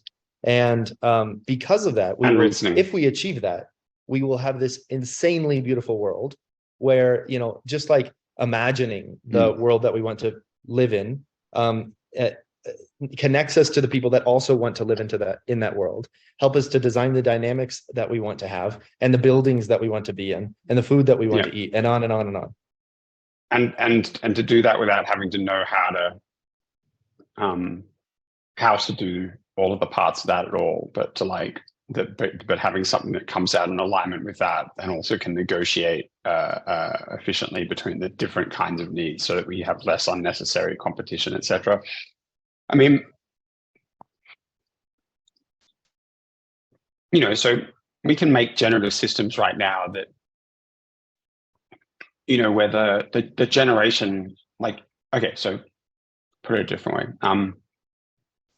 Are you familiar with kind of like Stable Diffusion and that kind of class of AI, like generative art AI at all? I can tell you like what I understand about it, which is essentially it's a GAN in the background, but it's a GAN combined with like VQ Clip was one of the early innovations, and you would do a GAN coupled with some like semantic reasoning, and so then it's iteratively updating. But then if you want to do this across multiple scales, right? So you have like multiple filters to see like, does this look right from the high level? Does it look like right from the low level? That's my understanding. So like we can separate out some different techniques as they are applied, like as they manifest at the tool level.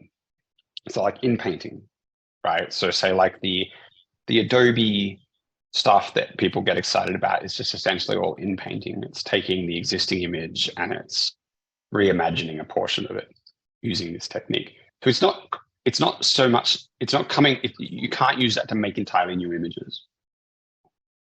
Right? You're not using those Adobe tools to create something new. You're modifying something that exists. Now, if you wanted to use the same general technology to make something new, you can do that. Obviously, there's a training set there, though. So so Stable Diffusion, right, where the training set is spectrographs can generate audio, because that image is audio, and then you can do I think it's a Fourier transformation back into audio and play the music. That's sick. It's pretty cool. You can look it up. It's kind of wild. The music it makes is quite alien, but like sounds like music. And so, so like the point is that like there's a training set, you feed it things in, but it can imagine variations on this. And so like that training set could just as well be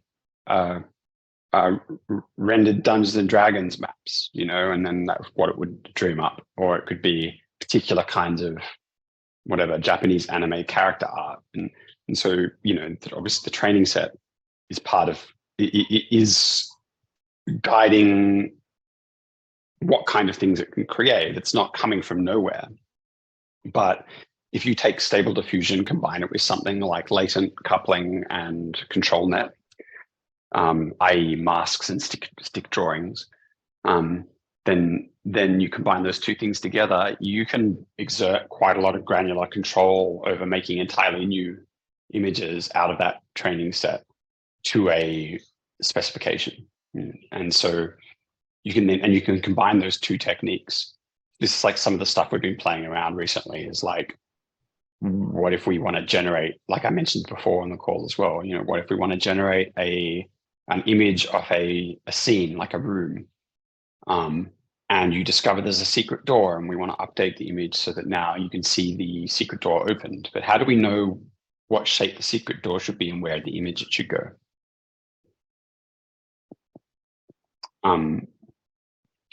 What's the point I'm making here? So you talk about techniques that then apply to optimal sensing for human preference. You know, oh yeah, I remember the point. So where does the so none of these techniques are making something new from nothing, but we could feed in. I don't know. Like, just want to say, go with it for a second. So they're not creating anything new from nothing, but the thing that they're creating might seem new, but it still comes from somewhere. It still has implicit things embodied in it. Now we could feed in random noise. We could make it really, really random, right? Like we could, or we could take it from some structured source like background cosmic radiation or the decay of, some whatever. We could do the lava lamp thing that Cloudflare did, whatever. And there's, there could be some input. It could be any kind of input, and we could use that to generate things. And the technique would still work. But what would it produce? Well, it would produce something that was a lot more alien. Maybe we consider it less useful. Wait, Cloudflare used a lava lamp as their entropy? They actually used a wall of lava lamps, and then That's amazing. Have you never come across that? You'd fucking love it. I'll find you a. Wow. So yeah, it's quite funny, and people have a lot of naive arguments about why it's terribly insecure, and then they did this basically this amazing job of being like, and here's why you're wrong. So yeah, they basically they basically use an entire wall of lava lamps, 100 of them or so, in their lobby, in their public lobby, and a camera, and they use that to generate. That is so funny. I sent you a YouTube video, by the way, to watch. It's about criticality. It's a really cool introduction to criticality and phase changes in statistical physics, and it uses coffee as the example. I love how much we can interact with the same things coming from completely different technical perspective, essentially. Like every time I talk to you, I learn about a bunch of things that I don't know anything about. And I have the same experience, yeah.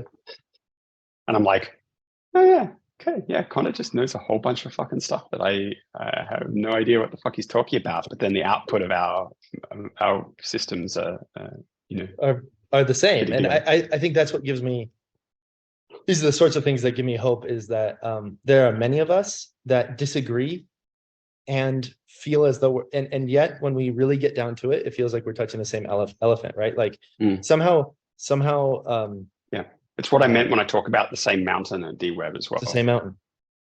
We are looking at the same mountain, and there's trade-offs. We're doing different things in relation to the mountain. Like someone's. That's right. Someone's trying to, make a farm at the base of the mountain. Someone else is making climbing gear, and other people are trying to map the mountain, and some people are trying to climb it, and so on. But it's all the same. So mountain. I think that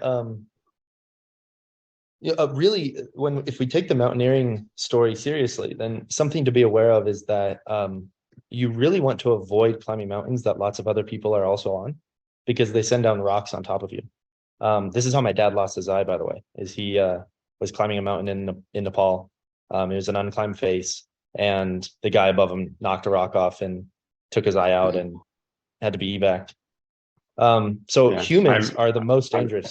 I've had a 100 meter cliff rock, like a little one, miss me by about that much, and I can tell you that I was real glad it missed me, because I don't think I would have survived it.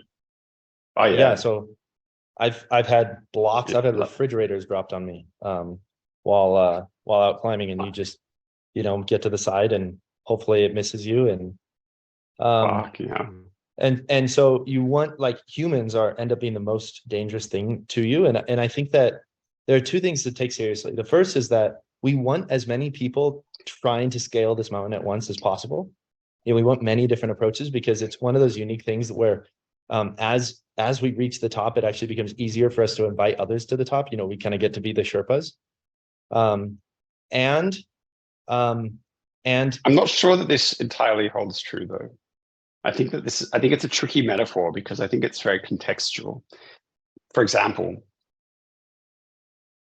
in Australia, it would be quite, and probably in the US as well, I don't know, I'm assuming in the US too, it would be quite unsafe for primary school age children to walk to school.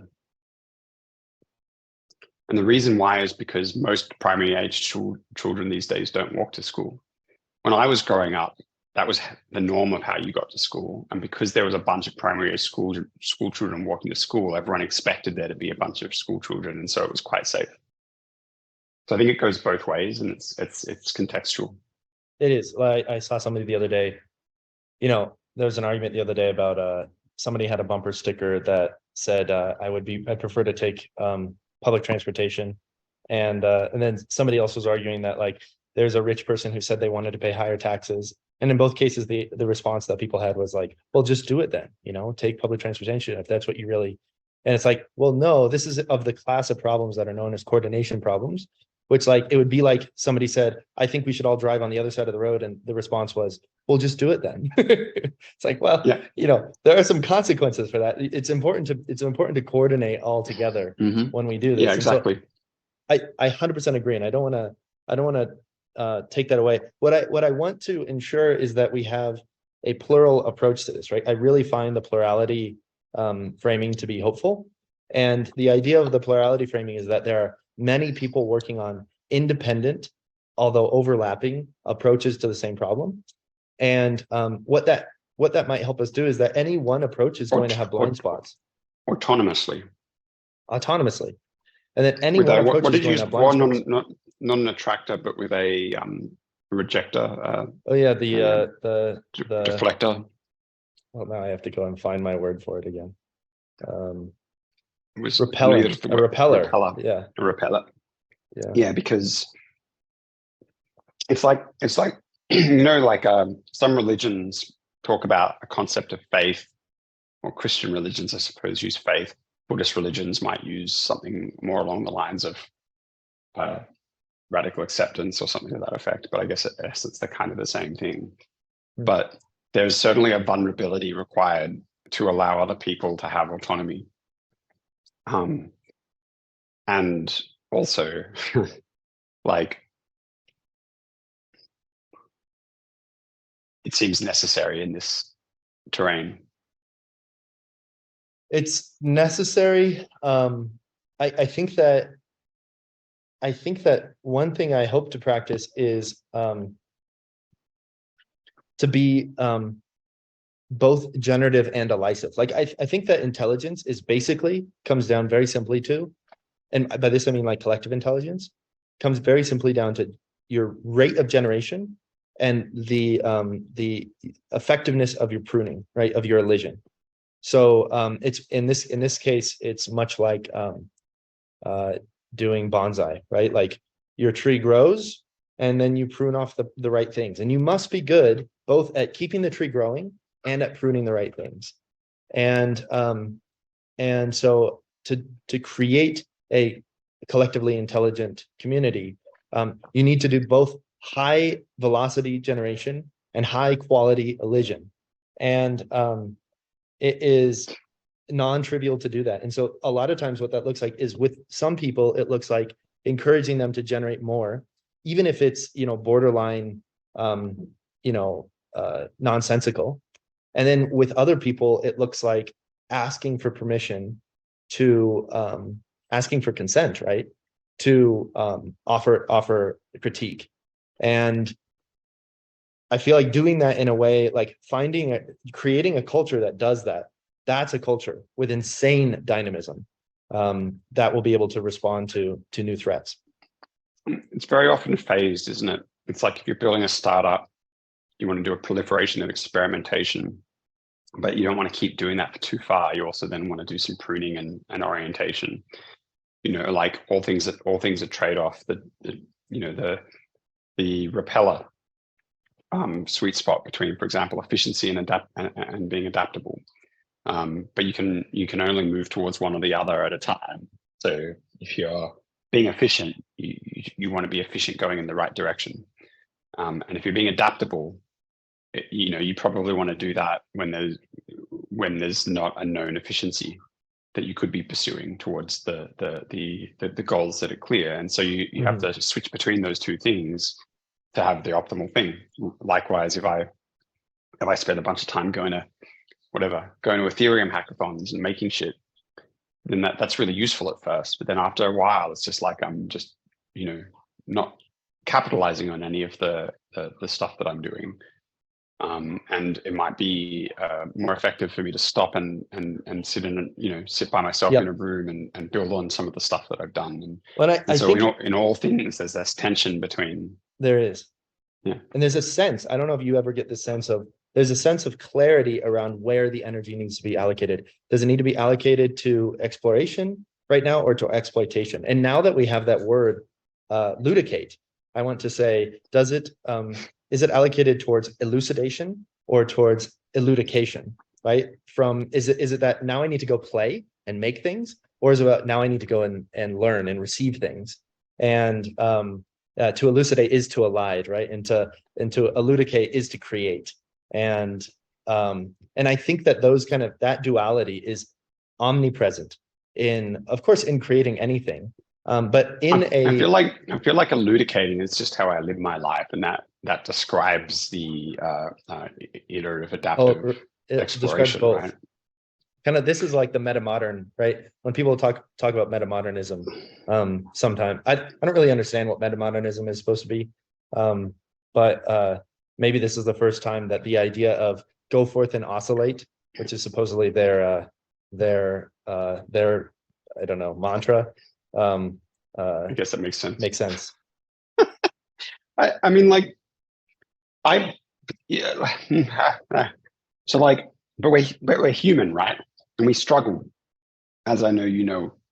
So like, I have all of these thoughts that I think are quite valuable. I've had to boil the ocean, and I have some insights, and yet I struggle to share them with people in a way that's useful, because it's hard for me. Like it was hard for me to be at DWeb because there was 500 people in a small campsite, and I was sleeping in a cabin with 6 other people, where when I would wake up in the morning, there would be someone sleeping. And when I would go to bed in the evening, there would be someone sleeping.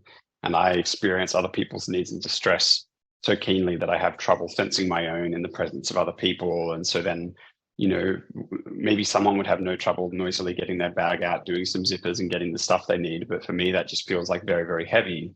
And so then I feel constricted. Like now I don't know how to get my needs met of getting the stuff I need. So now I'm working around that, and then, I want to be there. There's all these people there. They're very interesting. This is like, I want to make the most out of that time. And also then I'm feeling like off balance, like, and I'm struggling and I'm feeling very emotional, and that's causing me to feel like regressed and, to struggle to be able to connect to the things that I have to say and starting to feel like an outsider or an imposter, like, because I can't reach for the words, and right, like, et cetera.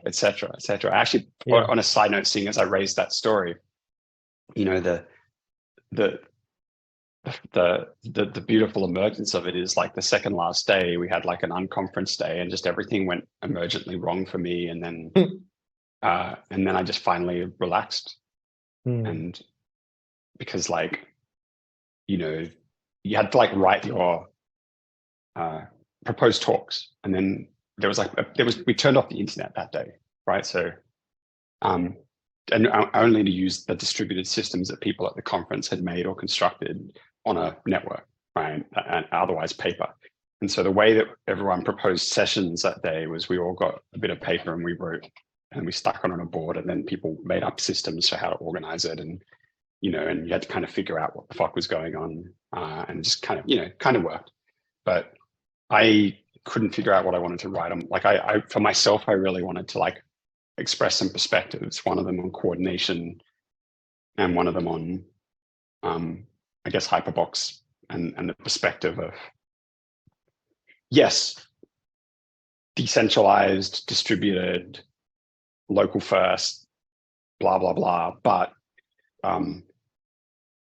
how the decisions that we make about how people can interact with that have like huge side effects, and why we should consider that. Right. So I wanted to give these talks, but I couldn't figure out what words I wanted to use. So I wrote something out, got to the board, decided I was unhappy with it, was feeling quite overwhelmed, went back to get more paper to write it again. Someone was giving a musical performance. Some people, actually, John Nash's partner, Roxy, was sitting in the front row.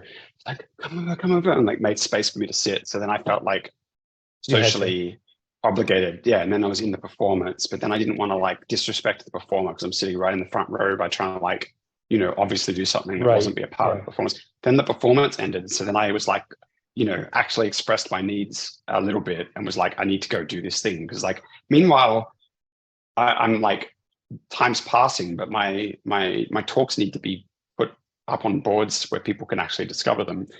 And so then all of the Holochain people turn up and just sit around me in a big circle and start a session because they assume that I'm there for the Holochain session, but actually I was there trying to write my things. But the founders sat right next to me. And so it's like me and the founders of Holochain and everyone there to give a talk. I'm not like in the audience, I'm like on the stage basically, right? And so then I'm like, don't want to like, but also like I engage a little bit with them. And so then I kind of don't want to just get up and walk out because I could see that would be sensitive for them. So then that's 3 hours later, that whole thing finishes. This is how you learned about Holochain. That's how I learned about Holochain. And then I went and, but then by that point, I'd actually figured out what I wanted to talk about, and I'd written up my cards. So then I went there and I all the sessions have been allocated. There was not really any space for more. But then I went and found someone who was like, hey, this happened. I've got this stuff. Like, I'd really like to try and give the talk anyway. What's the, is there a protocol? And they were like, look, if you can find a location that's, and a time, then stick your card up and that's fine. I was like, great. Okay. So I did, stuck it up, turn up to my talk. Nobody turns up. And it's just me sitting there with my little sign, which was like, what was the talk? It was, find it for you. Here we go. Here's my little board. I've got it written right. What does it say? Positive sum coordination, meeting human needs with distributed tech, how the side effects of the tech we build change what is possible. So I had precisely one person. That's what we've been talking about. Yeah. I had precisely one person turn up to that talk, who was my Australian business partner, who happened to be in San Fran and just like YOLO'd along to D-Web and was like, I'm going to go to Rob's talk, to support him. So I gave my talk to my friend, and then wrote a little thing on the board that says like talk completed. After nobody, gave it 15 minutes, so it turned out talk completed. And then as I was walking off, they started dismantling the tent, the organizers, because they actually like that location had been intended to be dismantled. So they were just waiting for me to, anyway. And then, and then it's just like, and so on and so on. And weirdly, because the universe had essentially taken away my illusion of control, then I dropped into self-compassion and actually feeling like secure, which is something that I do. I had an interesting talk with one of my friends there, discovered that that's not what would happen for him in that situation, and realized that's like one of my reactions. But so I kind of got out of my own way, and eventually I was like, oh, I could do another week of this, but only got there on basically the last full day. Which is to say, like, and the point that I'm making here via the way of a story about myself is humans are not rational. I am the function of my ability to meet my emotional needs. Like I can't climb over myself to share the things that I understand about the world adequately to do it. Like my fight is with that, not with anything else. Like, why is it so hard for me to write about the things that I understand? Well, because of myself, right? Like because I'm spread thin and I'm constantly juggling and I have a million things on fire that people want from me right now that I'm not doing. And it means that there's always more of that to do. And so like, it's really hard for me to sit down and make the space to do this thoughtful, difficult work. And it's emotional and I don't want to. So I'm like incentivized to seek ways to procrastinate it. And it's easy for me to sit here and talk about it with someone like you on a call. I can do that. If somebody was following us around and then like taking that and bundling it up and sharing it, that would happen. If they're not, then it's like the thought of taking this and writing it in a clear way and sharing it with people, which is something I think would be very valuable, probably, just feels too heavy. And I think all humans have some version of that. I think you have your own. I think a lot of what I'm saying probably resonates for you, for example. Deeply. And so like, I don't know, man, like maybe part of the role that the assistive, automation of human reasoning systems can do is to help us a little bit with that, but only if it's done for accuracy, not acceleration, like quality, not quantity. Yeah. Like insight, not imposition, not even incentive. This is something I wanted to return to with you. Actually, I felt tightness earlier when you talked about this like idea of non-coercive, and something showed up for me there, which was well, what it is that the approach that I'm designing has an incentive component to it. And I'm worried about, I feel the defensiveness of, well, no, we need incentives, right? That's what I'm feeling right now is no, we need incentives because humans respond to their incentives. And who gets to choose the incentives is what matters, I think.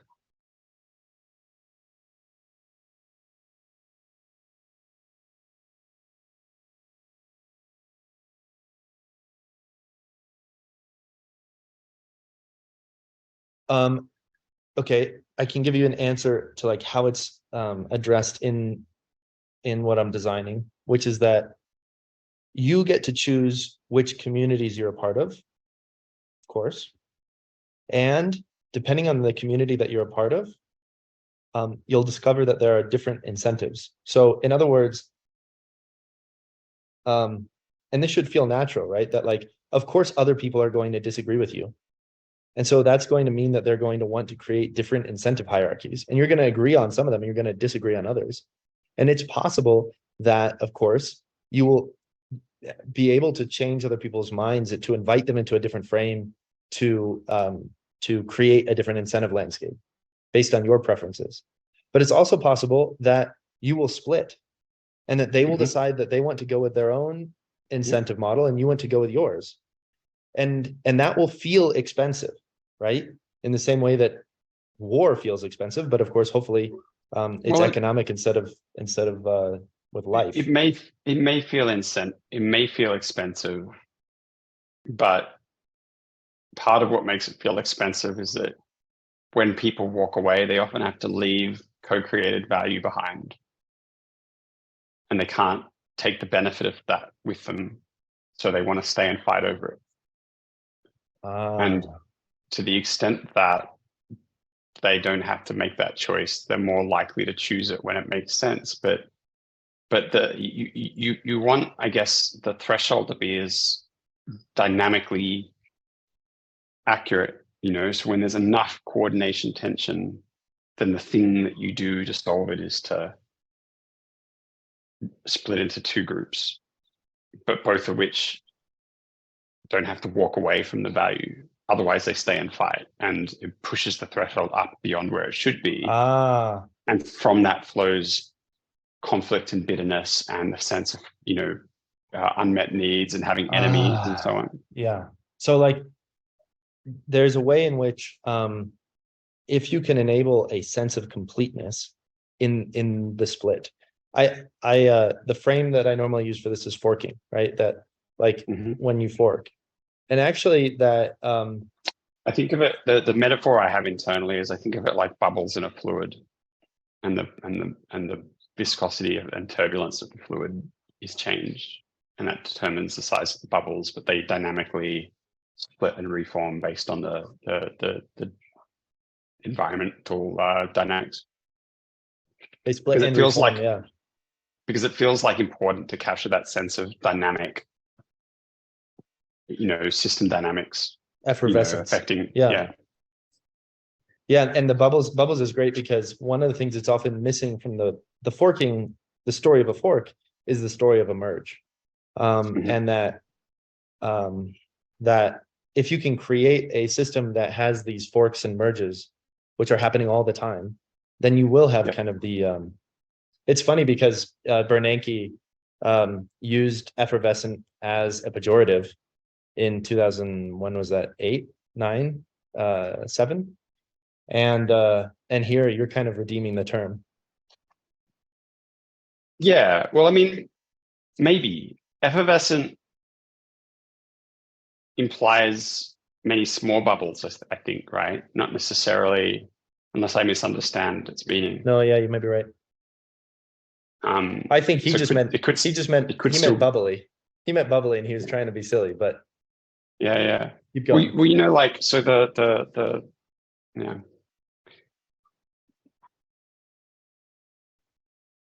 Like this dynamic,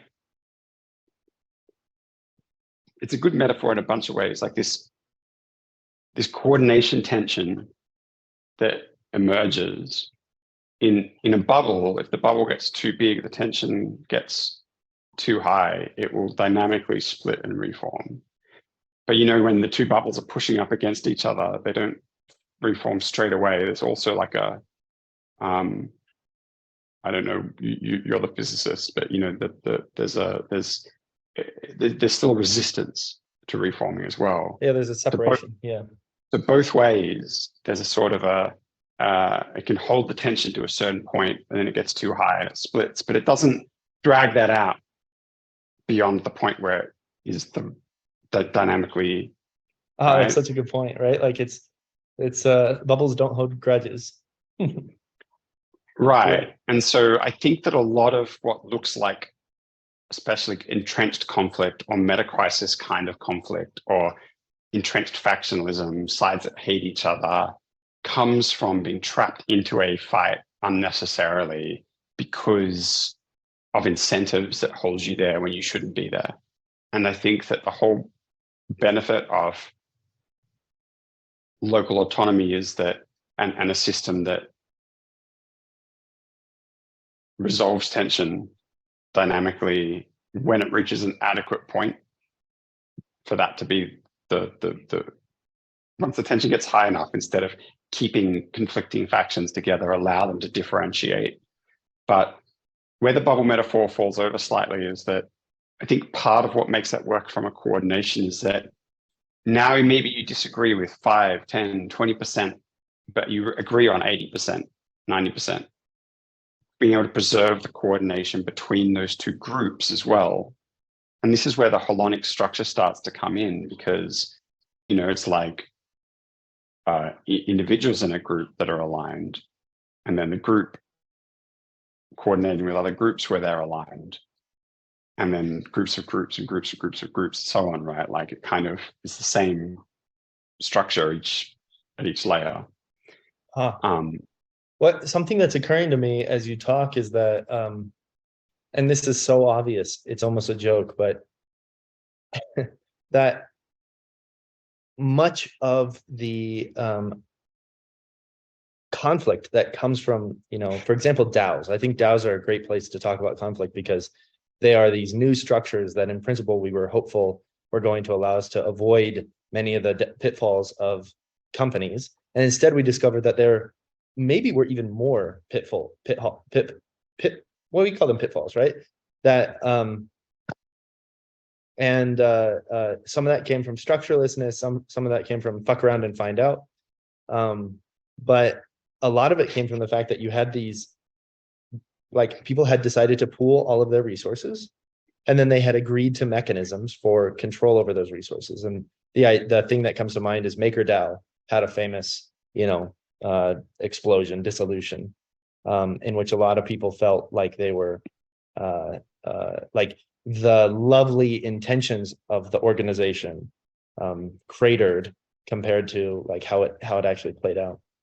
And that a lot of that, if you read the story, a lot of that comes from exactly that there couldn't be a amicable partition, right? They had locked themselves in because they didn't want the thing to split. And because they didn't want split, right? Because emotionally they weren't comfortable with the idea of there being a moment where, hey, this is now, we're now entering a new phase and we're going to go different directions. They designed it so that you couldn't easily do that. And then that actually gave rise to the problem. So the wisdom of Moloch DAO's Rage Quit is that if you build in exit from the system, kind of this adversarial optimism that Milwaukee talks about, if you build exit into the system, then you can actually have healthier dynamics all the way through, that you might not even need to split, precisely because you give the option to. Yeah, but if you do need to split, then you can, which is this fragility you were talking about before, essentially. The stability comes from the fact that so essentially another way of saying it is that, like, by putting down the sword and not retaining the right to coercion, then everyone's able to come and voluntarily participate to the extent that it makes sense. But if it stops making sense, they can also walk away. That's right. And so because it's always on the table of self-invalidation is really powerful. And we see the theme of self-invalidation in the great religions, right? So in Christianity, we see it with Jesus dying and coming back from the dead. And in Buddhism, we see it with Buddha being a prince that decided instead to, sit under the tree. And so there's something intrinsically recognizable. I mean, if Jesus got resurrected 3 days later, did he really die for our sins, though? That's my burning question. Well, independent of the theology behind it,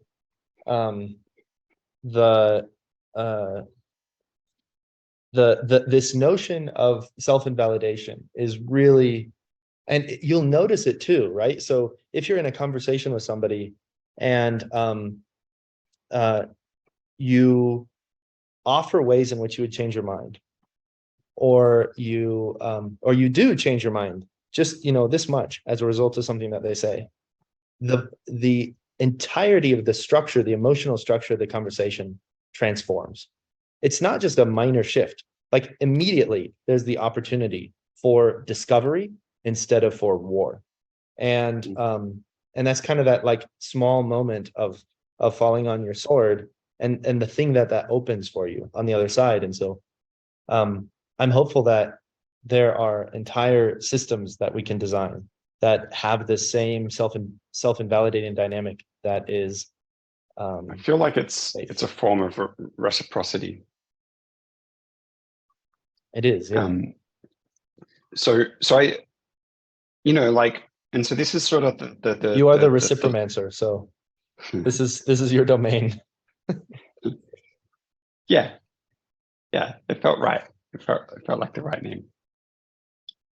It's in a sense it's an overly honest name, because it's like, I think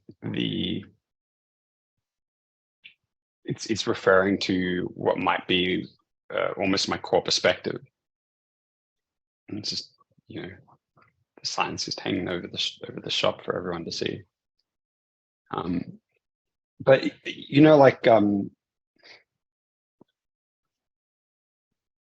so this is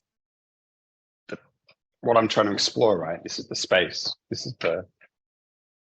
and like, and this is what I'm thinking about with the Hypervox stuff, is that I'm trying to express a a protocol for constructing technology that has these properties. And it's trying to be non-coercive, and it's trying to design a protocol for constructing collaborative applications that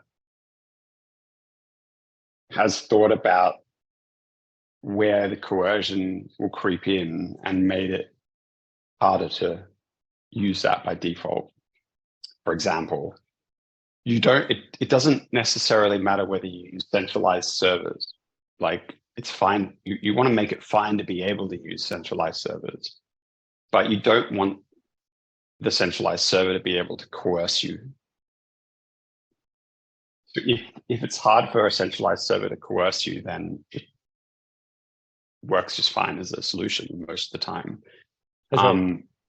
And so the way you do that is, one of the ways you do that is that you have data. Everyone has their own data, and they have data redundancy, right? So the servers just so like when we have local first state sync, the server's just duplicating the data and distributing it, but there's multiple copies of the data. Therefore, if the server disappears, you don't lose the data, or if one server disappears. And there's different ways you can do that. Like you can have a distributed hash table or other forms of that, where you're sharding the data and spreading it around a bunch of different computers and so on as well. But provided that that's true, it's fine. And provided that you can redirect, the server you're using as well. And then we start to get into interesting techniques. Like, so the thing with HyperCartridge, right, which is really simple. It's really simple design. It's just, you have an NFT, and the NFT encapsulates an application, and it points to the application, but it's immutable. Once you've deployed that NFT and that application code, you can't change it. You can't take it back. It's just there. You can put a new version out, and you can say that you put a new version out, and people can choose whether they want to use it. So it has the same properties as a smart contract at that point, in that sense. And so in that NFT, you could allow a server to be specified to say, this is the server that we're running for you to use this application. But so that only works if the user can say, I want to run that server myself, and they don't need any extra, there's extra information. The code they need to run the server is bundled with the right. And so they can just go, great, we're going to go run the server ourselves instead of using your server, and so on. And so it's like, just trying to figure out how to, like, essentially that's what I'm trying to do, is like, and not as a platform, but as a protocol. So it's like, here's how you construct applications like this, so anyone can do it. Like, you don't need my permission, and so that it's easy to reason about and easy to use, so that people will prefer to use it. And then when they do so, they'll be more coercion resistant, and then we'll get these other side effects. And we're going to have terrifying hypercerts and hyperstructures. Yeah. Well, so maybe you're all inspired by HyperCard originally. Who knows? Oh, it's a beautiful like etymology. What do you call it when it's animals? Phylogeny. Is it a memology? Is that what it is for memes? So the thing that maybe it's etymology. I don't know. It's etymology. The thing that I want to hang on for a second is so this idea of so my framing is precariousness as is persuasiveness, right? Like, that's the rule that I try and instill into these systems that I'm designing, is that, the more precarious the person is, the more like you listen to them. Glenn Weil talks about this as he's part of the Plurality Network and Radical Exchange, if you're familiar at all with them. And he talks about how one of the core motivations for quadratic funding, because quadratic voting is really easy to derive from some simple assumptions, but quadratic voting or quadratic funding is not as easy to derive. And he says one of the core ideas is that you're trying to sample increasingly from those who have kind of information and who wouldn't be sampled from. Those are kind of like the two dimensions that you care about.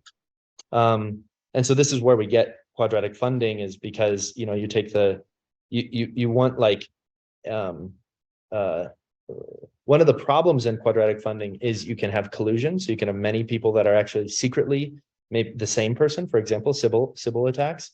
But you can also have bribery and these other things.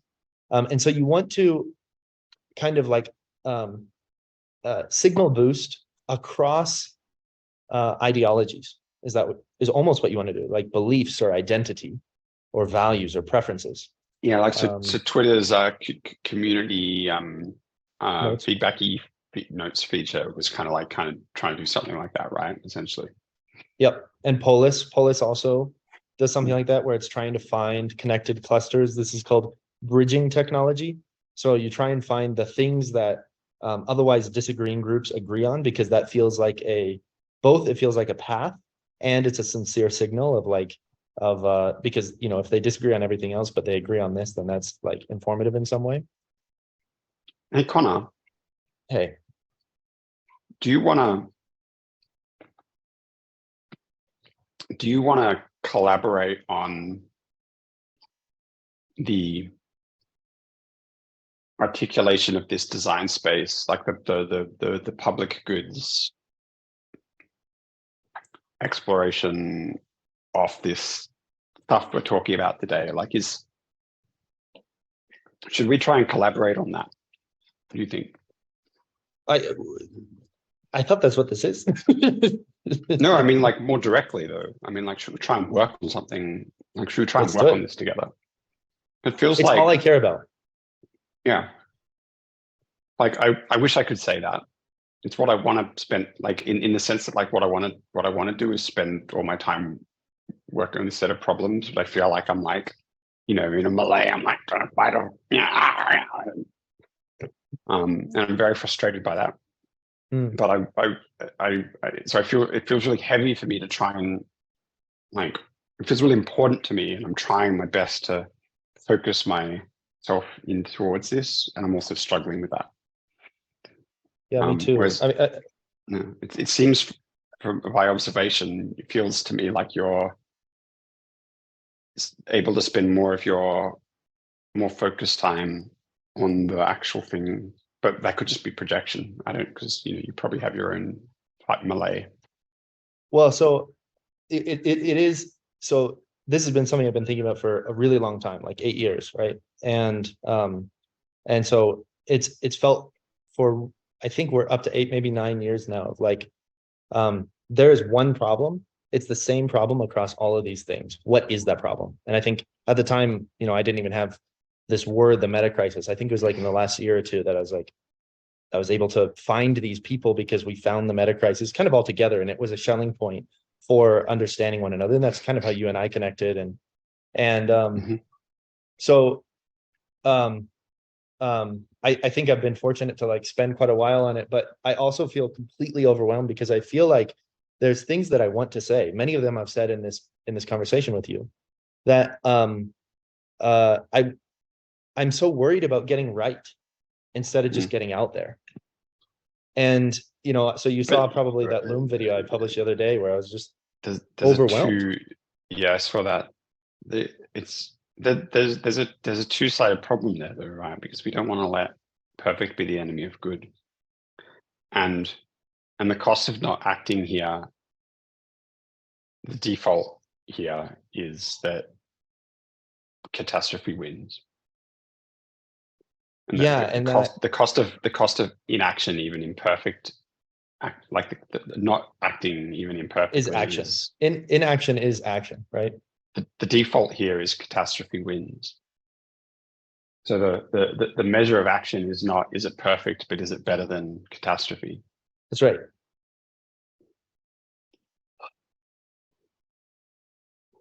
Yeah, so I have a like, for example, this morning I woke up, maybe yesterday, I woke up with sudden clarity on a solution to a problem in the structure that I've been designing.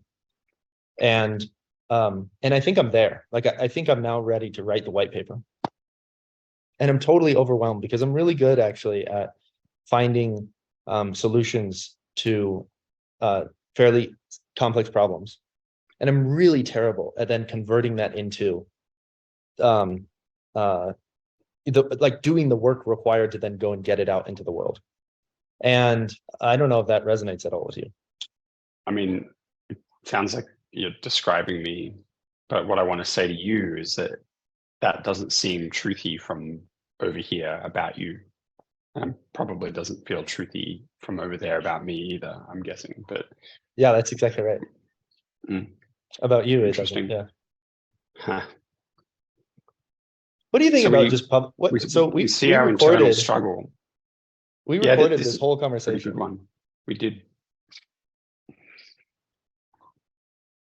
I mean, I think 95% of this conversation would be like suitable to put out, and 5% of it gets a bit personal, but would still be probably fine to put out. I have a we could edit it really easily. The tool I recorded it with, we could edit it with. Or we could just put it out. Yeah. I had quite a few conversations like this where I feel like I should do something like that, but it's just the logistics are heavy of going and reviewing the thing and going, okay, should we edit this down? And, you know, letting perfect be the enemy. Speaking of letting perfect be the enemy of good. Often there's like, because you're not, like, you know, if you come to one of these with the intention to put it out, and that's in both people's minds, then you tend not to stray into the territory where it would be something you might not want to put out with it. Whereas when you don't, you kind of have to go through and be like, oh, what are all the things? Okay, yeah, maybe we should cut that part out. You know? Yeah, for me it's the part about my insane theory of aliens. I know, that was interesting. What's it for you? Just lots of little things. Maybe I wouldn't share, you know, my emotional experience at DWeb, you know, publicly. Oh, really? I thought that was the best part. It's always interesting to get that reflected back though, right? It's not that I don't mind being vulnerable, it's that I prefer to do it in relationship. You know, so like I'd happily sit there across from anyone and tell them that story, but that's different than just like fire hosing it out to the internet. Also, like it wouldn't stop me. Yeah, I think the second thing really is just people having to listen to logistics talk, like us discussing this part now. And, you know, I'm like, oh, they probably don't want to hear all of that. Like, it's probably boring for them. I think that you know, we now live in an era of limited attention and kind of unlimited information. And I think that the right people come. For the last 3 years, I've been recording almost every conversation I have and making most of them, you know, available, always available to the person that I had the conversation with. Yeah. And I've noticed there's a shift in me because of the just the knowledge that so much of me is out there. And at first it was terrifying. And now I'm at the point where it's kind of beautiful, right? Because there's just a lot of me being really authentically confused and super wrong and really emotional. Like, I mean, there's some recordings out there of me just sobbing and it's like, and that's okay. And that's okay. And I think maybe even like, I think that your example of telling the story of DWeb is sort of the thing that's missing right now, you know? That feeling of, because I know I feel that too, is well, it's fucking hard. Yeah. To be a human. I guess it's easy to look from the outside in at somebody like us. Like we just did this earlier, where it's like it feels really hard for each of us to take the thinking and then put it out. But it seems like when you look at the other person, that there's no struggle at all. Yeah. Yeah. Like, I watch you on Twitter. Genuinely, I watch you on Twitter with something that approaches envy, because you have such a gentle way, gentle, sincere, earnest, insightful. And I'm like, fuck, I wish, because I've had people giving me feedback to like be less disagreeable and be a little bit like less sharp. And I feel just like I feel yeah, there's of course there's like a little bit of envy, there's a little bit of jealousy, but there's also just a little bit of like awe. It's like, huh, how does he manage that? It sounds more like admiration than jealousy to Yeah, me, the way you it's describe it. admiration. It's admiration, yeah. I guess it's just how I am in the world. It's easy when it's easy. To be fair to me, I've cultivated that over a long period of time. Like that manner is an expression of values rather than ease, but it's become easy because I've practiced it so much. And it becomes easier the more I just allow myself to be how I am in the world instead of trying to conform into other boxes. But I think also it's a procrastination. Say more. Instead of me sitting down quietly in a room and sitting with the uncomfortable work of being with myself and working on some of these things that are important to me, I'll find myself instead, engaging with people in a way that feels at least somewhat meaningful to me on social media. Yeah, I have that problem too. Like, I want to create with others. I hate doing it alone. Because it's hard though, right? And so the engagement with others has to have enough salience and value in it to be a justifiable procrastination. Right? It has to be actually adequately meaningful so that it can stand as a justifiable procrastination. And so That's right.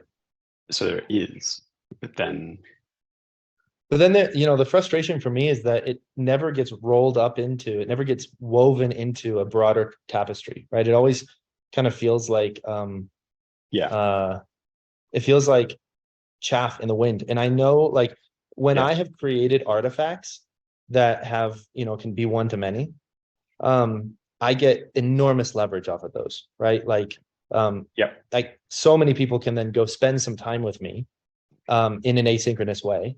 And then they can, of course, share their content and I can spend time with them asynchronously. But it's just so hard to pull it out. And I think sometimes it wouldn't come out of me at all if I didn't do it interfacing with other people in this manner as well. Too, yeah. Yeah. Mm-hmm. And so it's like, then you want to kind of, it's like as a writer, as a poet, as a creator of any kind, it's like you don't get to choose the moment that it's alive. It just, like sometimes you realize you're like, oh, this thing's in me now. And if you just don't go and do it, if you, and write it out, then when you come time to sit down and go, okay, I really should do that thing, you're like, where is it? I can't, it's not alive for me now. Which is quite inconvenient. Writers talk about it all the time.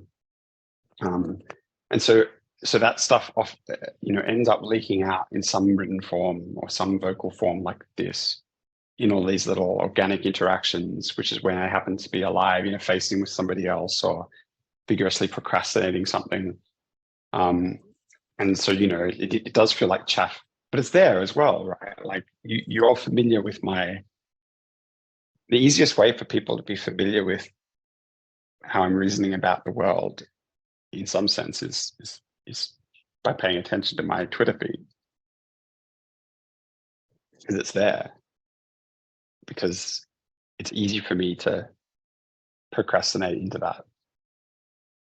I want to, like, one way for me to articulate what I'm trying to build with Option is a surface in which to do that sort of procrastination that then creates crystals, right? Builds crystals, builds structures, so that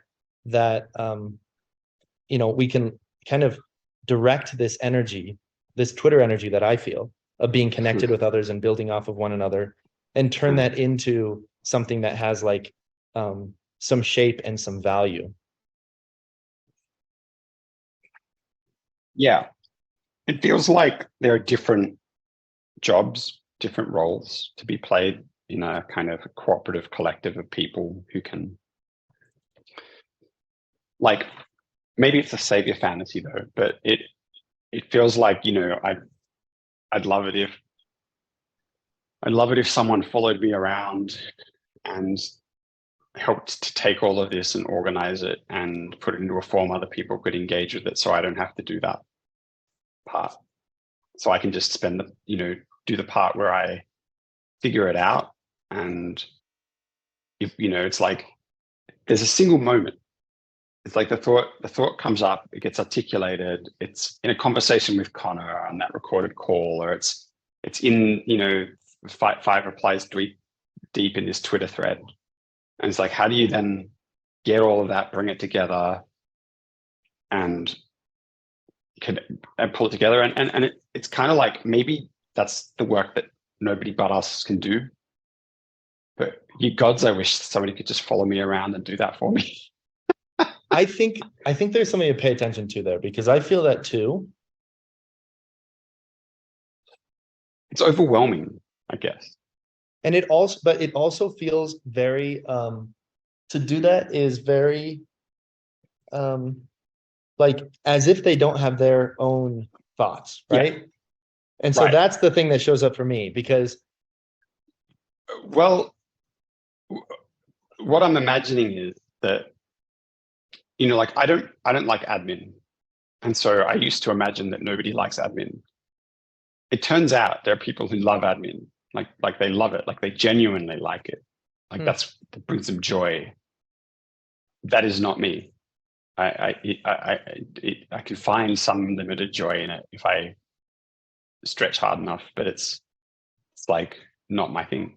And so I started to understand, okay, like they're not like me. Like this is not actually something that person hates doing. Okay, so I guess implicit when I say that, it's I'm going like, I want the person out there who that's the thing that they want to do. That's a, you know, that's what, yeah, basically. They're going to be a different person than me though. And maybe a different person than you. You and I might be too similar to imagine in that sense. But also maybe it's just one of those things where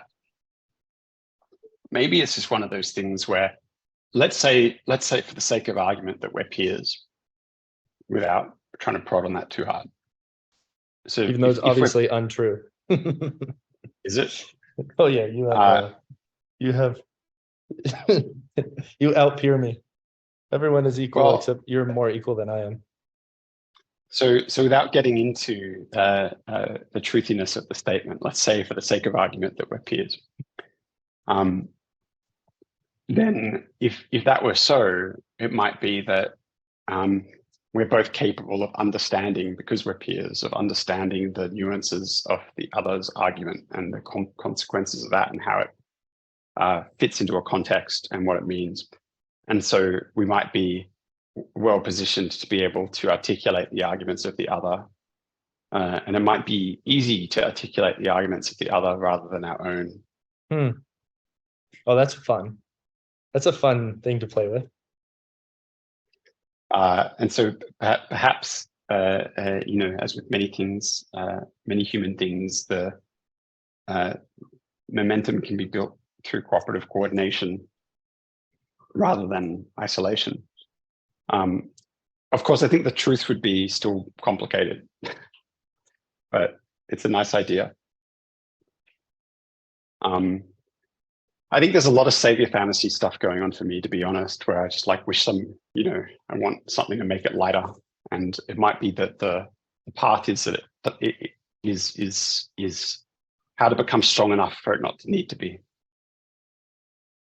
Maybe. Oh yeah, I feel that too. I'm gonna mute while you respond again. Okay. Yeah, I think there's a lot of people talking about their shadows right now on Twitter. And I don't really understand exactly what they mean by shadow work, even though I know exactly what my shadow is. And part of my shadow is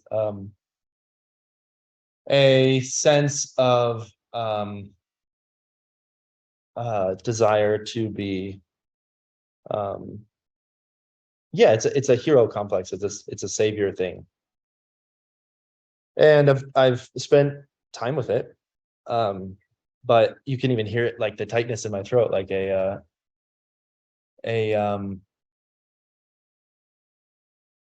hmm.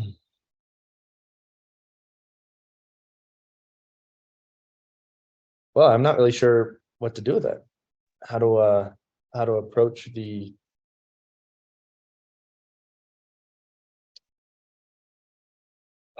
I have lots of like coping language to say things like to sound good. I know how to sound good and avoid sounding bad on this front. So, to say like um uh try and be beneficial, don't try and be good, nobody needs to be saved, including inviting other people into this. But I don't know what to do with it in myself. Do you recognize that energy in you?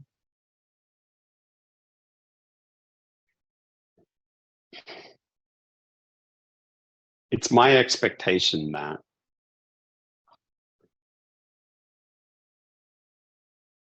if people actually collaborate closely with me, that they will discover all of the ways in which I'm also,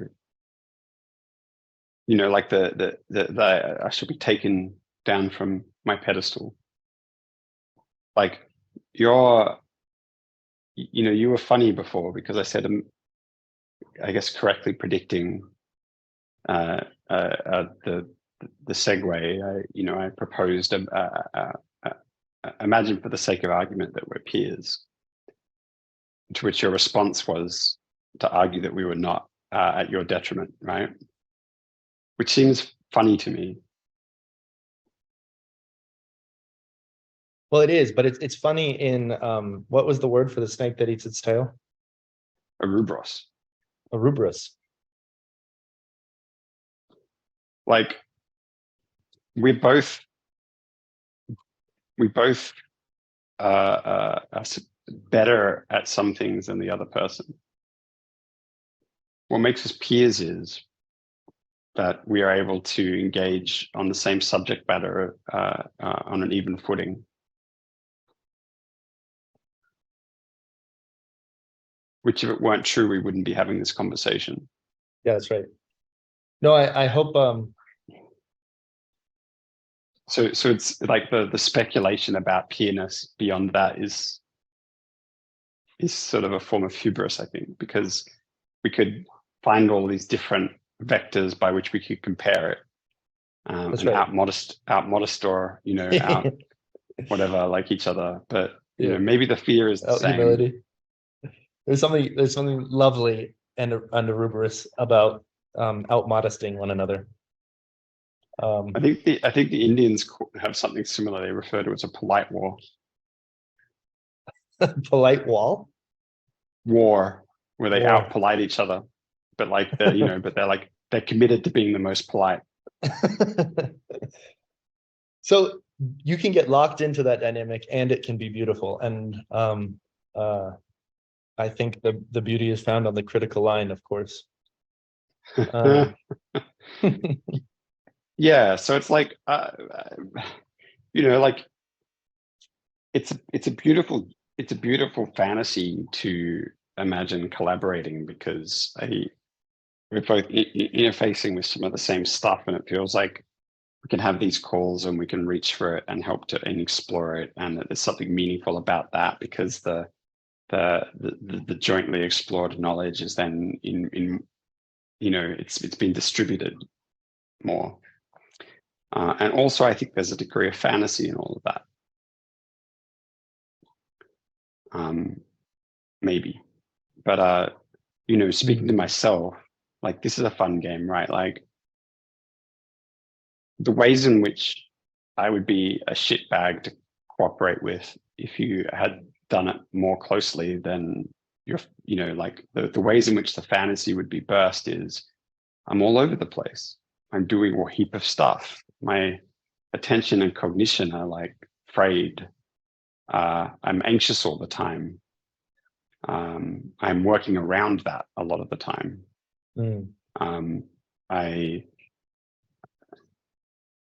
like, I have many different injured parts of me, some of which have been healed. And sometimes those different parts show up. Like maybe it was like rebellious teen energy shit posting before about D&D, like, I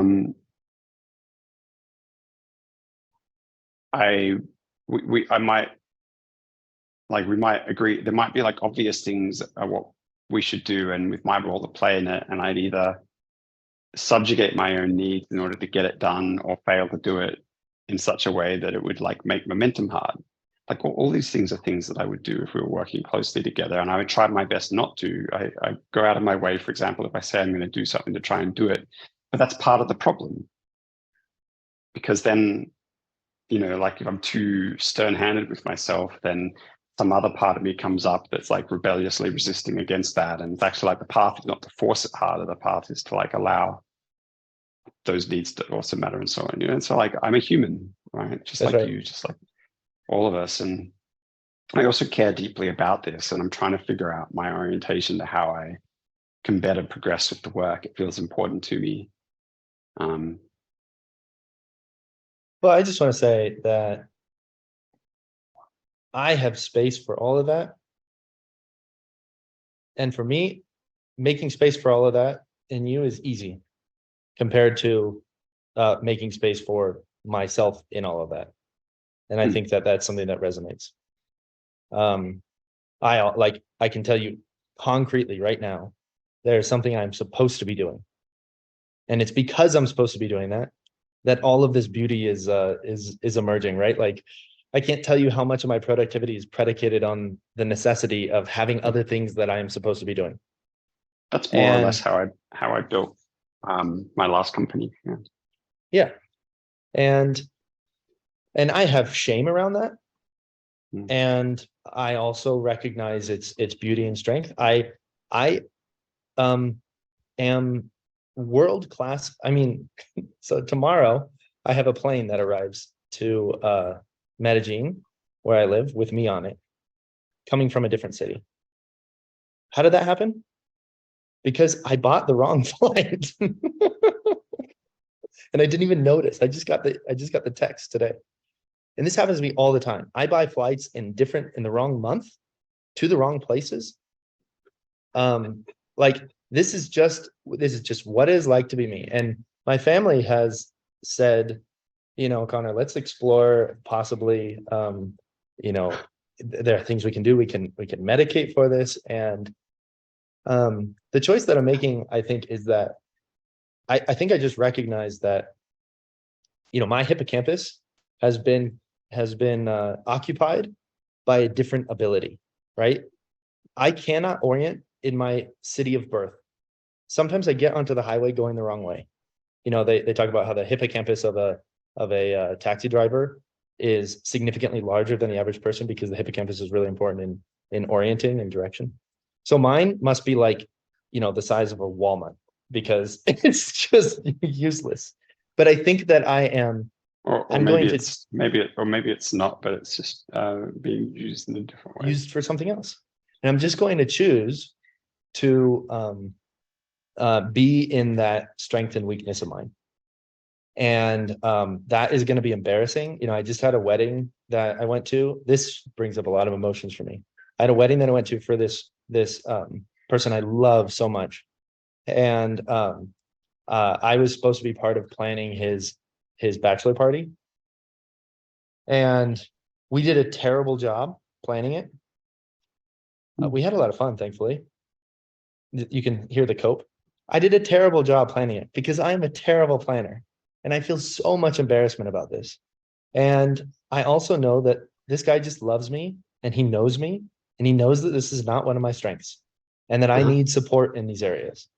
And so what I'm trying to open myself up to, as you are, I hear you talk about it, here is inviting in support for these weaknesses of mine, because they are extremely embarrassing and sometimes very detrimental and expensive. Like we're talking thousands of dollars of tickets booked to the wrong place per year. Yep, I feel you. I mean, I guess you and I have somewhat similar deficiencies. I think a big difference is that I force myself. I've had a lot of practice, pretending like as though I didn't have those weaknesses, and figuring out how to mask so vigorously that I was able to do that. And somewhere along the lines, I developed some skills because of that.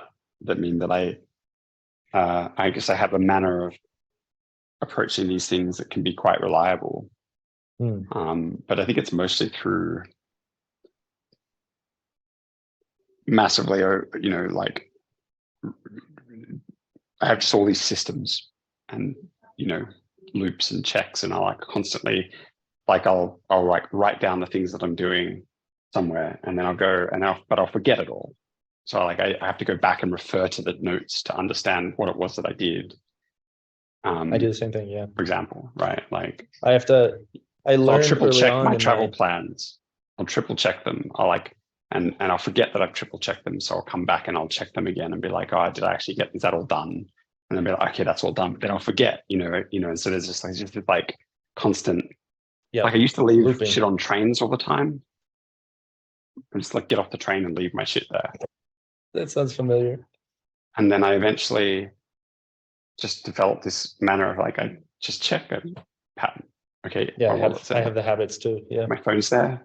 Do I have a bag? Keys? I look, is there anything there? Oh, look, there's a thing there. I forgot I was, okay, yep. And then they become kind of subconscious skills. They're all learned skills, but they become subconscious. But I think for a lot of people, they are, they weren't manually, the story that I'm telling myself is that they didn't manually put them there. And for me, like in the same way that this couch is on this wall instead of on the other wall, those skills that I have they're there because I had to manually like put them there and make sure that they stayed there and clean them off every once in a while. Yeah. It resonates completely. Programming, or in the early days when I was learning to program, I learned very fast, and like everything made sense really quickly. But debugging processes were things that I had to draw these like elaborate diagrams for, so that I could remember where I was in the stack. And I had friends that had these working memories where they could just keep it all there. And for me, like it was like every idea that you put into my brain at that moment was the entirety of my brain, right? I just couldn't allocate my working memory to other things. I think that you might find it useful to experience what it's like on ADHD medication some of the time.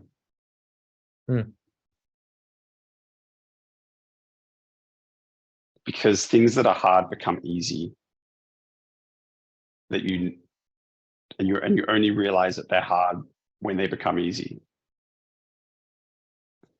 And then you can understand that's hard, like have a lived experience of the fact that that thing's hard for you. And it's like you get to map the terrain better.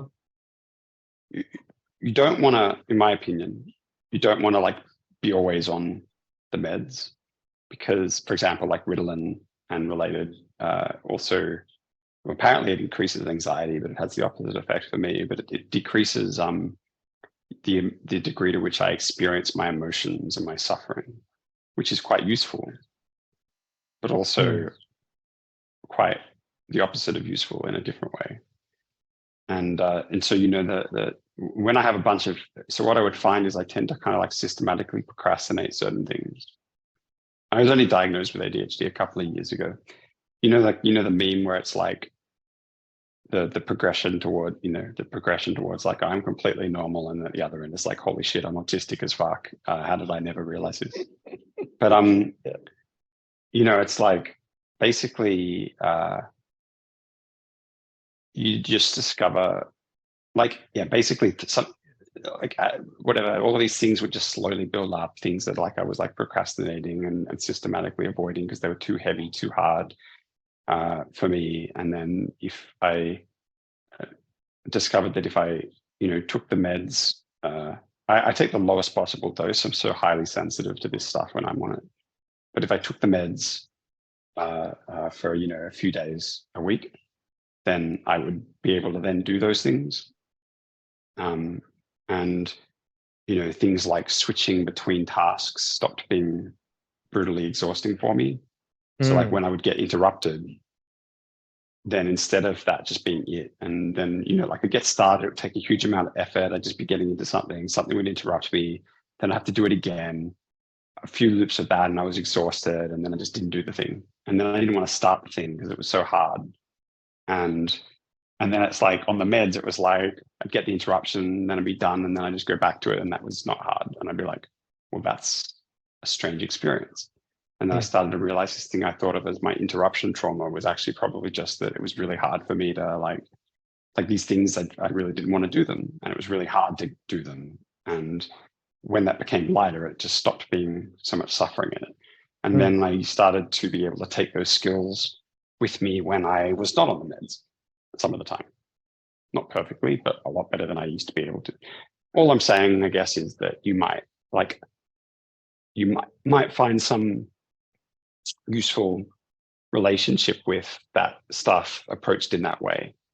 Not always on them, not always off them, but sometimes, and for the right reasons.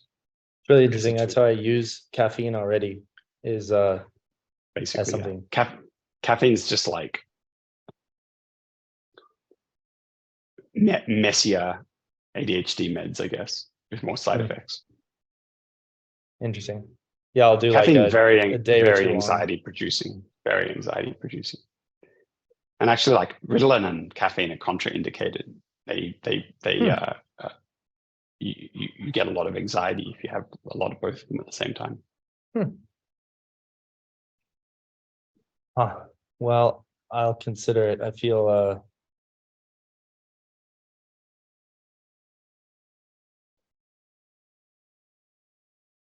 like a rebellion against it, like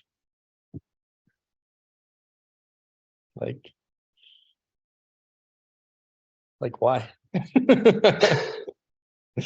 But I'm open to trying it. Maybe it'll help me make my taxes easier. I can understand the rebellion because it's like, why would you want to make it easy to do things that you don't want to do? Right. Well, it's the whole Gandhi problem, right? The Gandhi halting problem of like, if you gave Gandhi a pill and you said, okay, if you take this pill, you'll be 10% less pro peace, then it will save $1 billion will be donated to charity should Gandhi take it, given that in the next iteration it'll be easier, it'll cost less than $1 billion to get Gandhi to take it, and less and less and less and less. I don't think Gandhi should take that damn pill. I don't think so either. Charities are terrible at doing that job. Gandhi was pretty good. I don't know. So like, I mean, I guess you and I both are procrastinating important things that we otherwise should be doing today, right? Like, as well, right? Because you mentioned something like that before. Is that the case? I have an article to write. I have 3 tasks I'm supposed to complete. I have a white paper I'm supposed to be writing. I have an algorithm I'm supposed to be writing. I have this like game theory I'm supposed to be working through. Supposed to, right? I mean, it's all mostly self-imposed. You don't even want me to list all of the stuff that I have. I'm supposed to open my email. I haven't opened my email in 3 weeks. Yeah, I haven't gotten to that part yet. Since DWeb either, really. I just can't do it. It's like, who knows what's happened. For MetaFest, for example, there's like a couple of high-profile people who have been introduced to while I was at DWeb and offline, who would like to come and give talks at MetaFest, and I haven't responded to the intros yet. I mean, because I couldn't, but I've been able to for a day or two now, and it's just like one of the things I haven't done yet. Got to pay somebody. Got to write my memos for the work I'm doing at Fundamental. Got a long list of like financial and tax related admin I've been procrastinating that's increasingly on fire. Like I'm being fined. I'm probably being fined every day by the Australian Tax Office for one set of taxes that I've failed to complete. But there's a particularly onerous task I have to do to get it right before I can submit it, and I just am struggling to Like the find cost the is time, worth it. space, and motivation. It's going to suck when I get the bill.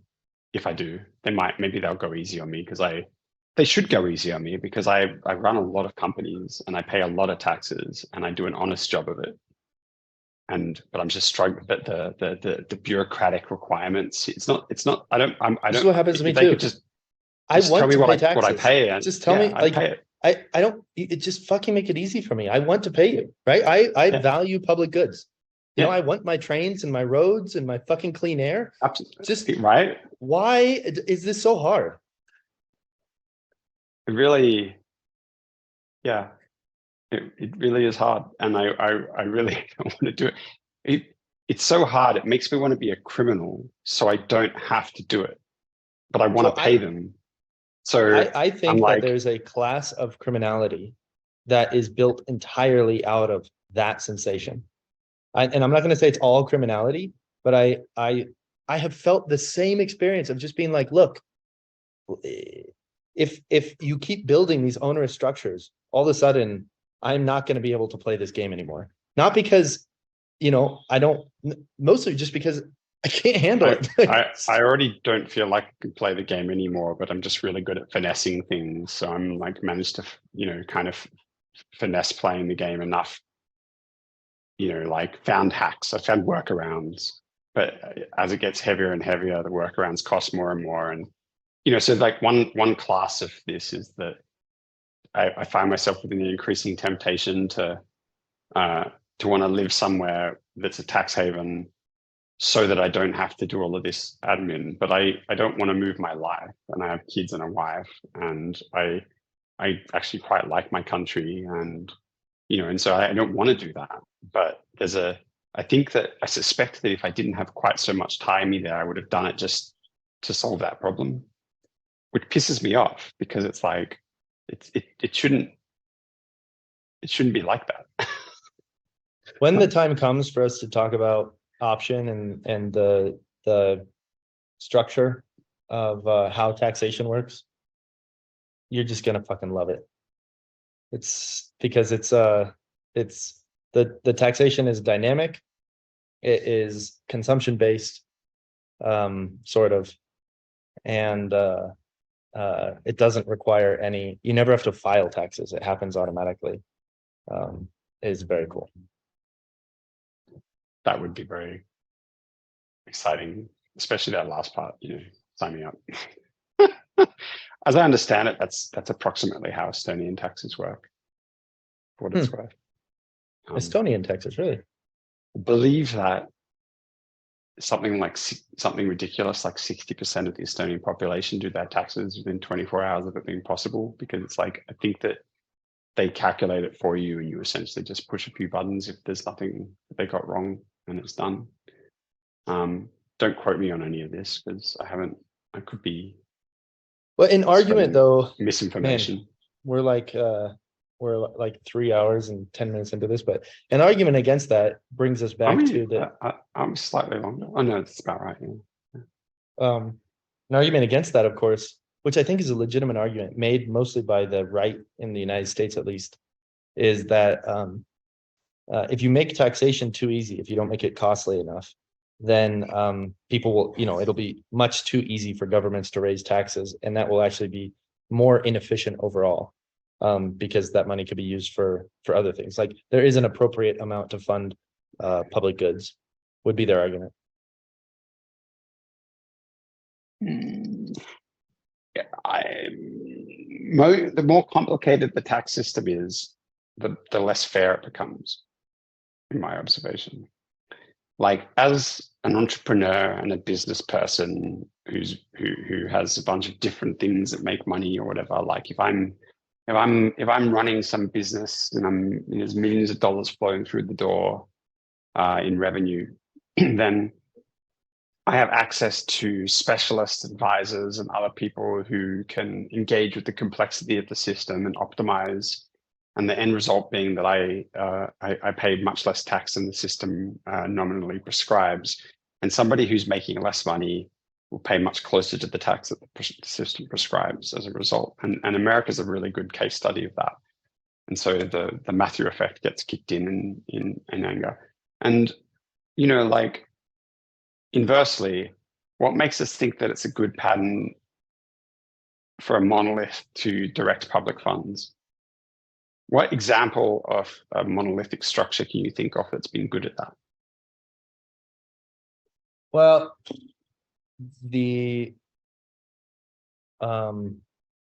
like, there's a way in which that's easy to agree with. And of course, I agree with the ways in which it's easy to agree. But there's also a reason why we have, and it's really local, state, federal, at least in the United States, taxation. So there's an argument that it's not really monolithic. It's pluralistic in Federated. some way, federated. But yeah, I mean, you and I know why we have, you know, why we need taxation and public goods funding. It's a coordination mechanism. And so, you know. Yeah, it's just that, like, most of the money that gets raised in taxes isn't actually spent in that way. And I don't, you know, like, I think that we can do better. Yeah, because then there's the whole governance problem, right? Like, what does it get spent on, and does it get spent efficiently, and all of that. That's the other part of option that you'll really like, is that there's a mechanism by which a user has a reason to increase their valuation of a public good retroactively in proportion to how much they benefited from it, and that produces local taxation for them proportional to their benefit.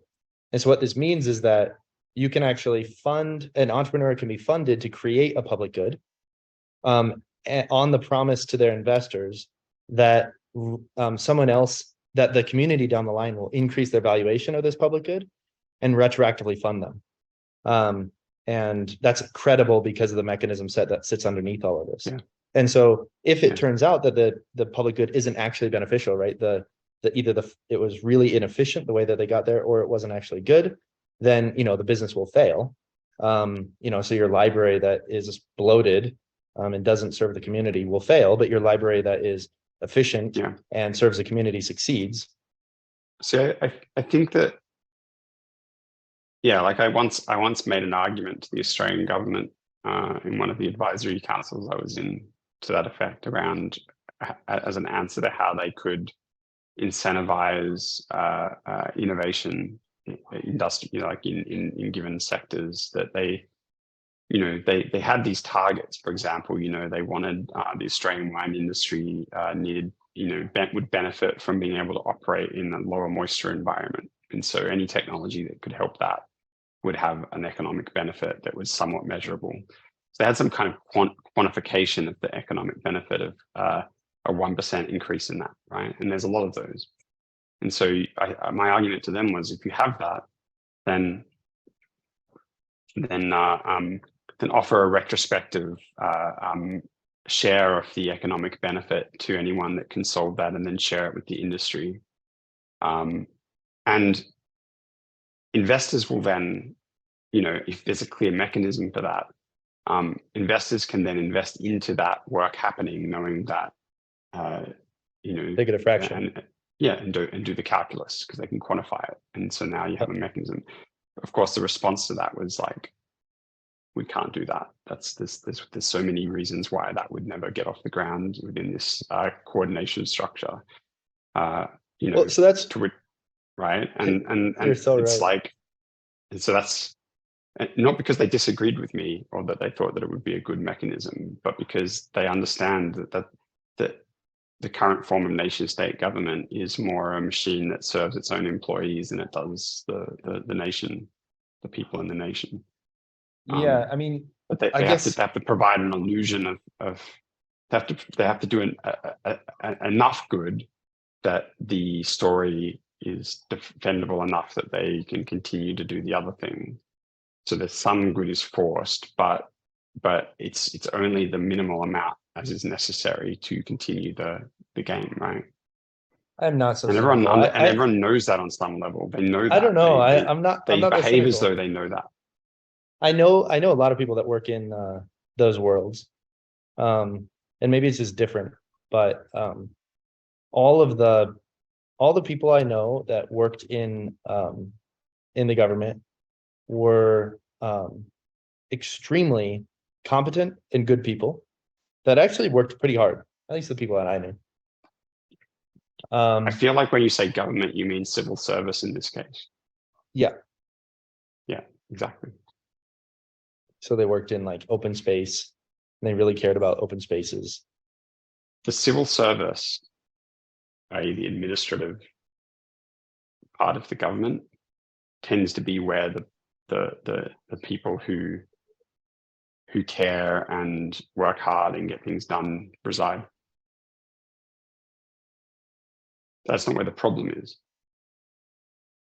The way that those people will describe the work they do is like they'll spend whatever years figuring out the right policy for a particular kind of a thing, the right kind of, heaps of really heavy work. And then they'll wait for the 15 minutes of fame on that issue where they can just jam it through the little buttonhole opening where it will get supported. And it's like sort of this like very patient, when the opportunity strikes, we have a completely formulated policy that will be good that we spent years coming up with. And we know that we'll only get a very brief window of opportunity with which to get that supported. And we will wait until that window emerges and then let it in. And that's a pretty adversarial environment with which to get things done, if you think about it, right? Well, so and the presence of competent, we talk about passionate people in the government does not tell you the nature of the machine. I don't think. I think you're right. And this is why I'm interested in the subject of governance and why I'm interested in doing it as protocols instead of direct. And that's because I think it's also a moot point, right? Sorry, I'll let you finish your point first. No, go ahead.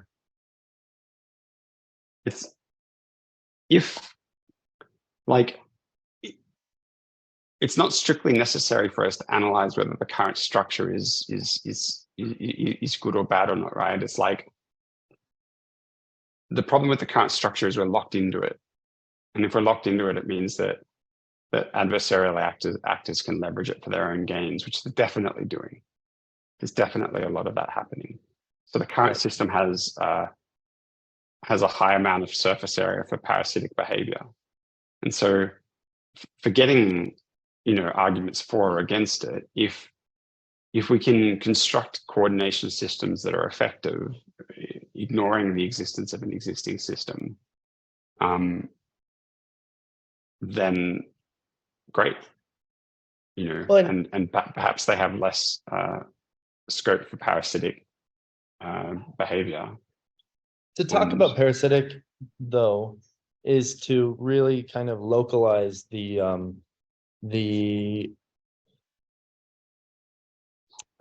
feels like blame is the word, or to the individual level of maybe the parasites.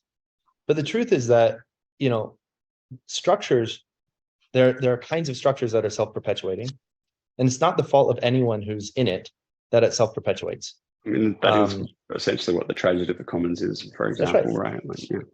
And so if you can design alternative games, which start out as little toys, and we all get to play with them and see, what feels good, then that can be informative for the kinds of structures that we want to opt into. And that's what I'm interested in exploring. And I really view it just as, an additional mode. In fact, an additional mode of funding for, those existing administrators. So I don't think it needs to be adversarial with the existing game at all. I'm fond of telling the story, I think it is eventually adversarial, but not immediately adversarial. And I think that's good. As in, like, I don't consider myself the enemy of nation states, for example. In fact, I quite hope that they don't fail anytime soon, because we rely on them. But I do look at them and think that the structure that they're using is increasingly a poor fit for the dynamics of the world that we're in, and they're going to be increasingly unable to do good. And much like the tail end of the Roman Empire, it's a positive sum game while the Roman Empire grew to a degree, because the growth of the Roman Empire, supported by the Roman infrastructure, largely benefited everyone within the empire to some degree. Okay, that's a very blurry argument, I admit, but because it definitely did not it makes sense, right? benefit many of the people within the empire too. But the Let's point say, is that, like, let's say all the people who it mattered, whose opinions mattered for the coherence of the empire. I suppose, putting aside that set of caveats, because it's a whole rabbit hole, the parasitic nature of a Roman settlement on the surrounding populace was not an issue while the Roman Empire grew, because the amount of and because those settlements were part of the mechanism that allowed that to happen. And so everyone, the benefit outweighed the cost, or rather the extraction was less than the gain. Therefore, it didn't matter. But once it stopped growing, the extraction got so bad, that eventually, like, farmers started abandoning their farms, because it was better for them not to continue than to stay and be taxed. Mm-hmm. They just couldn't. It was not sustainable. Well, and in the same sense, I think that the further that the system dynamics disadvantage monolithic hierarchical structures because they can't keep up, and the decisions they make are increasingly wrong and late, thus eroding the economy of scale that they benefited from. They'll become increasingly disadvantageous, and the degree to which those structures have parasitism in them will become really very, very painful and important. As those that benefit from it try to preserve those power structures, despite the fact that they're going to be increasingly adversarial. So, whilst I don't consider myself to be the enemy of those structures, I think that the good-hearted people within those that actually are trying to do good are going to increasingly struggle to be able to do that, unless we can find alternative ways of doing things. And I don't think that change is going to come from within that system, because it has too big of an incentive to preserve its approach, I think that's right, for as long as possible. Right. Let's get a little bit. It's flavored a little bit like an innovator's dilemma kind of a problem. Yeah, it is. It's exactly the innovator's dilemma, and I think that it's similar. It's a similar kind of thing. I don't know if it's something. Yeah. Something that, yeah, you're right. It's the precise way in which it differs is that the innovator's dilemma involves companies that want to innovate, whereas there are also some natural incentives for nation states to not want to innovate, right? Or for at least some of the parasitic. I think they're similar dynamics, but they're different things. Yeah. Like, they have similar properties in a bunch of ways. Like, it's not even that, like, an incumbent doesn't understand that the new technology might hockey stick past the existing metrics. It's that for every dollar they invest into the incumbent technology, they make more money than the disruptive technology. And then there's a sort of a internal tragedy of the commons that renders them unable to act in a savvy way around that investment. So they, and that's, and then we end up with the pattern where most often the people from the incumbent, who the incumbent paid to develop the idea that disrupts them, end up leaving the incumbent so that they can develop the idea that then disrupts the incumbent. And despite the incumbent's best efforts at stopping that, it keeps happening. The Xerox PARC, story with Apple. It's the Transformer story with Google. Yeah, like hard drives was the classic example used in the opening of the book, for example. Like, and so hopefully, so you know, solid state th- hard drives versus platter based hard drives.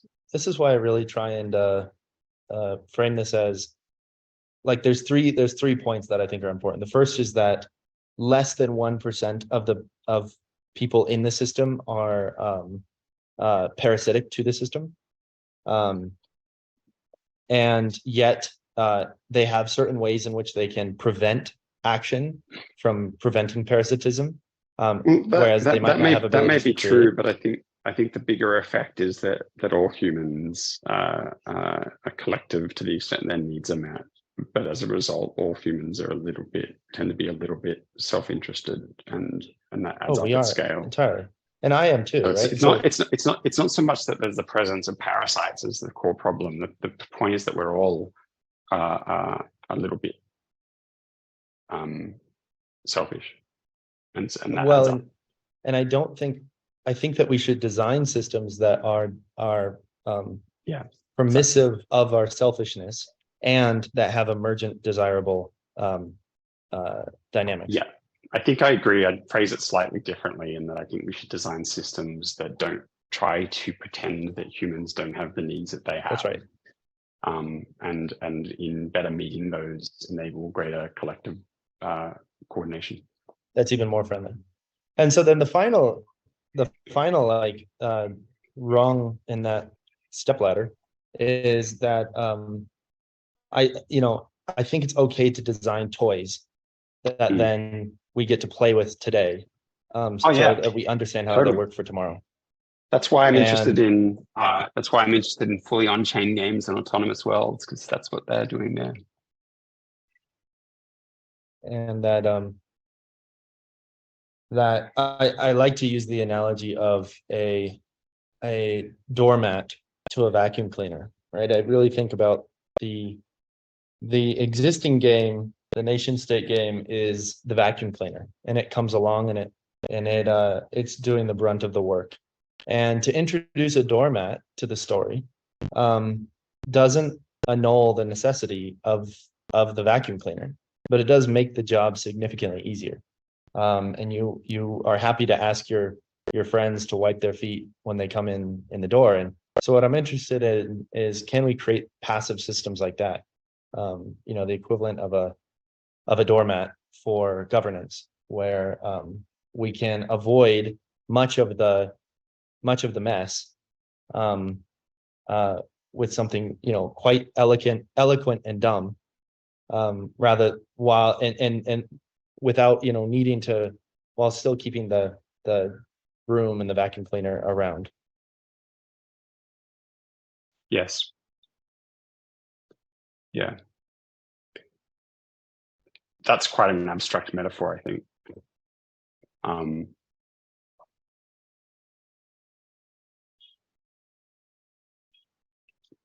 Yeah, I mean, I suppose a simpler way of saying it more generally is we don't want to throw the baby out with the bathwater, or like have some sudden loss of.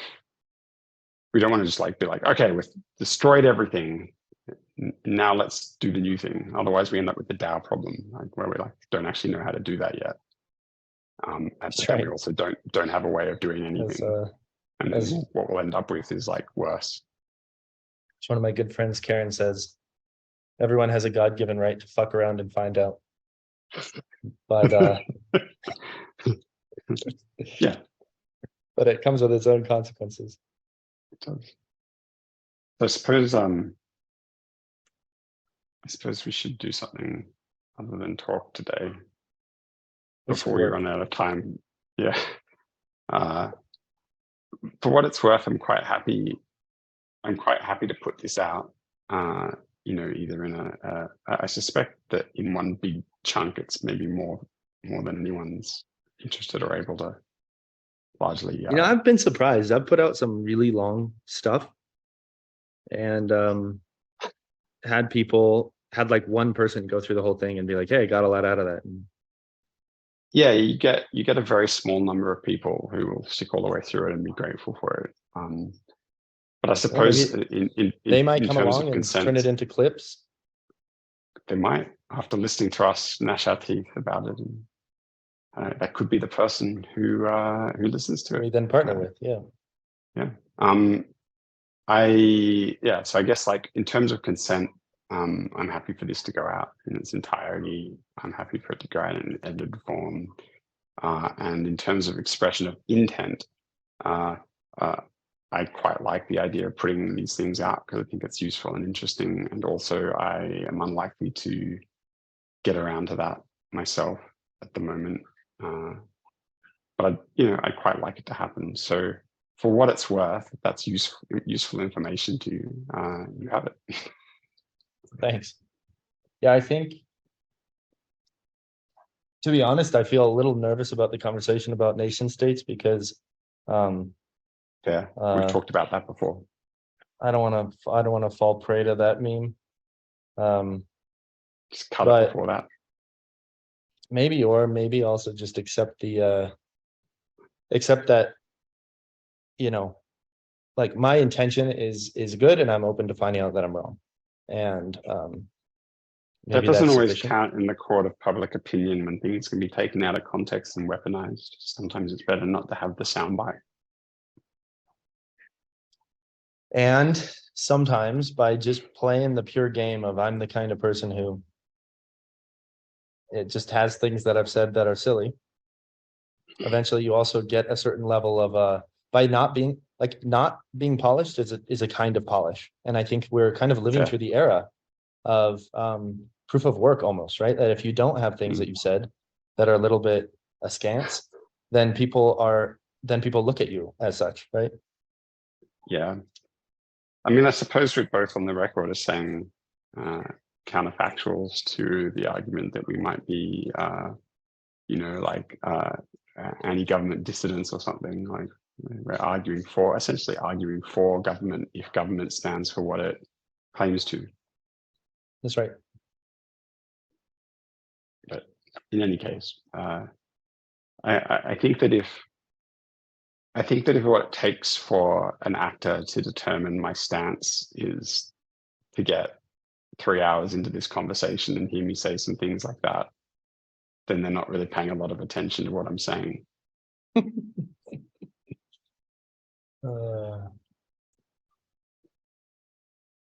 I mean, I've done a lot of work with, especially the Australian government in different areas. Engaging with policy groups and those processes and trying to help in that way. I remember once being told by the Prime Minister's office that I had the least agenda of anyone they'd ever talked to, which is That's almost an insult at that level.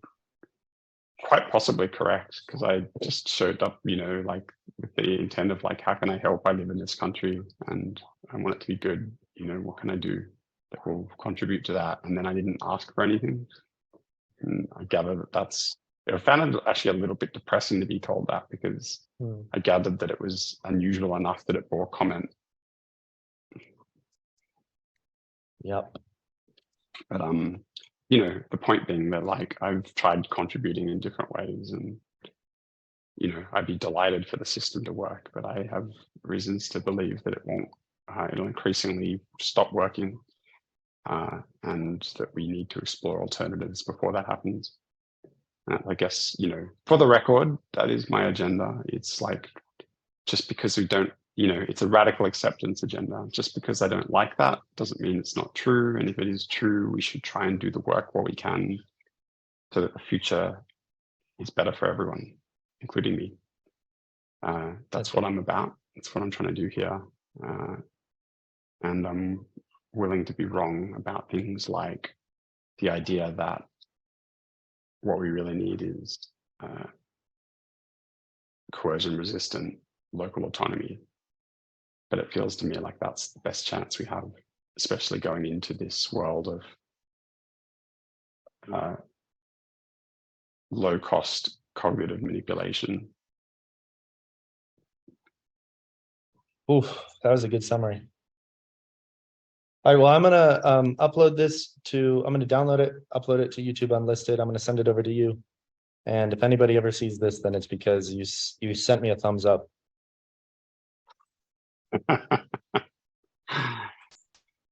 Amazing. All right. As nervous as I feel, feels like the Well, move. it's been a pleasure.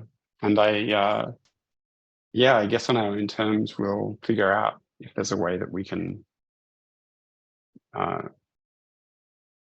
collaborate more closely on some of the things that we're working about and whether that's beneficial for the work we're doing. Yeah, and I think there are many people actually for us to connect here really soon. I can think about It's tricky though. It's tricky because there are so many people, and then you add too many people into each little thing, and then stuff stops happening as well. also true. Let's talk about it on the next one. Yeah, we'll figure it out bit by bit, iteratively. We'll figure it out. We're gonna have to find that line, the The critical line. not the attractor, not the rejector, but the Why is this word so hard for us to find? Clearly, we need a different word. The repelling point. the repelling point, the repeller. Yes, The repeller. That. Like a propeller Yeah, or repellers. or repeller. Repeller. Okay. Bye. See you, Connor.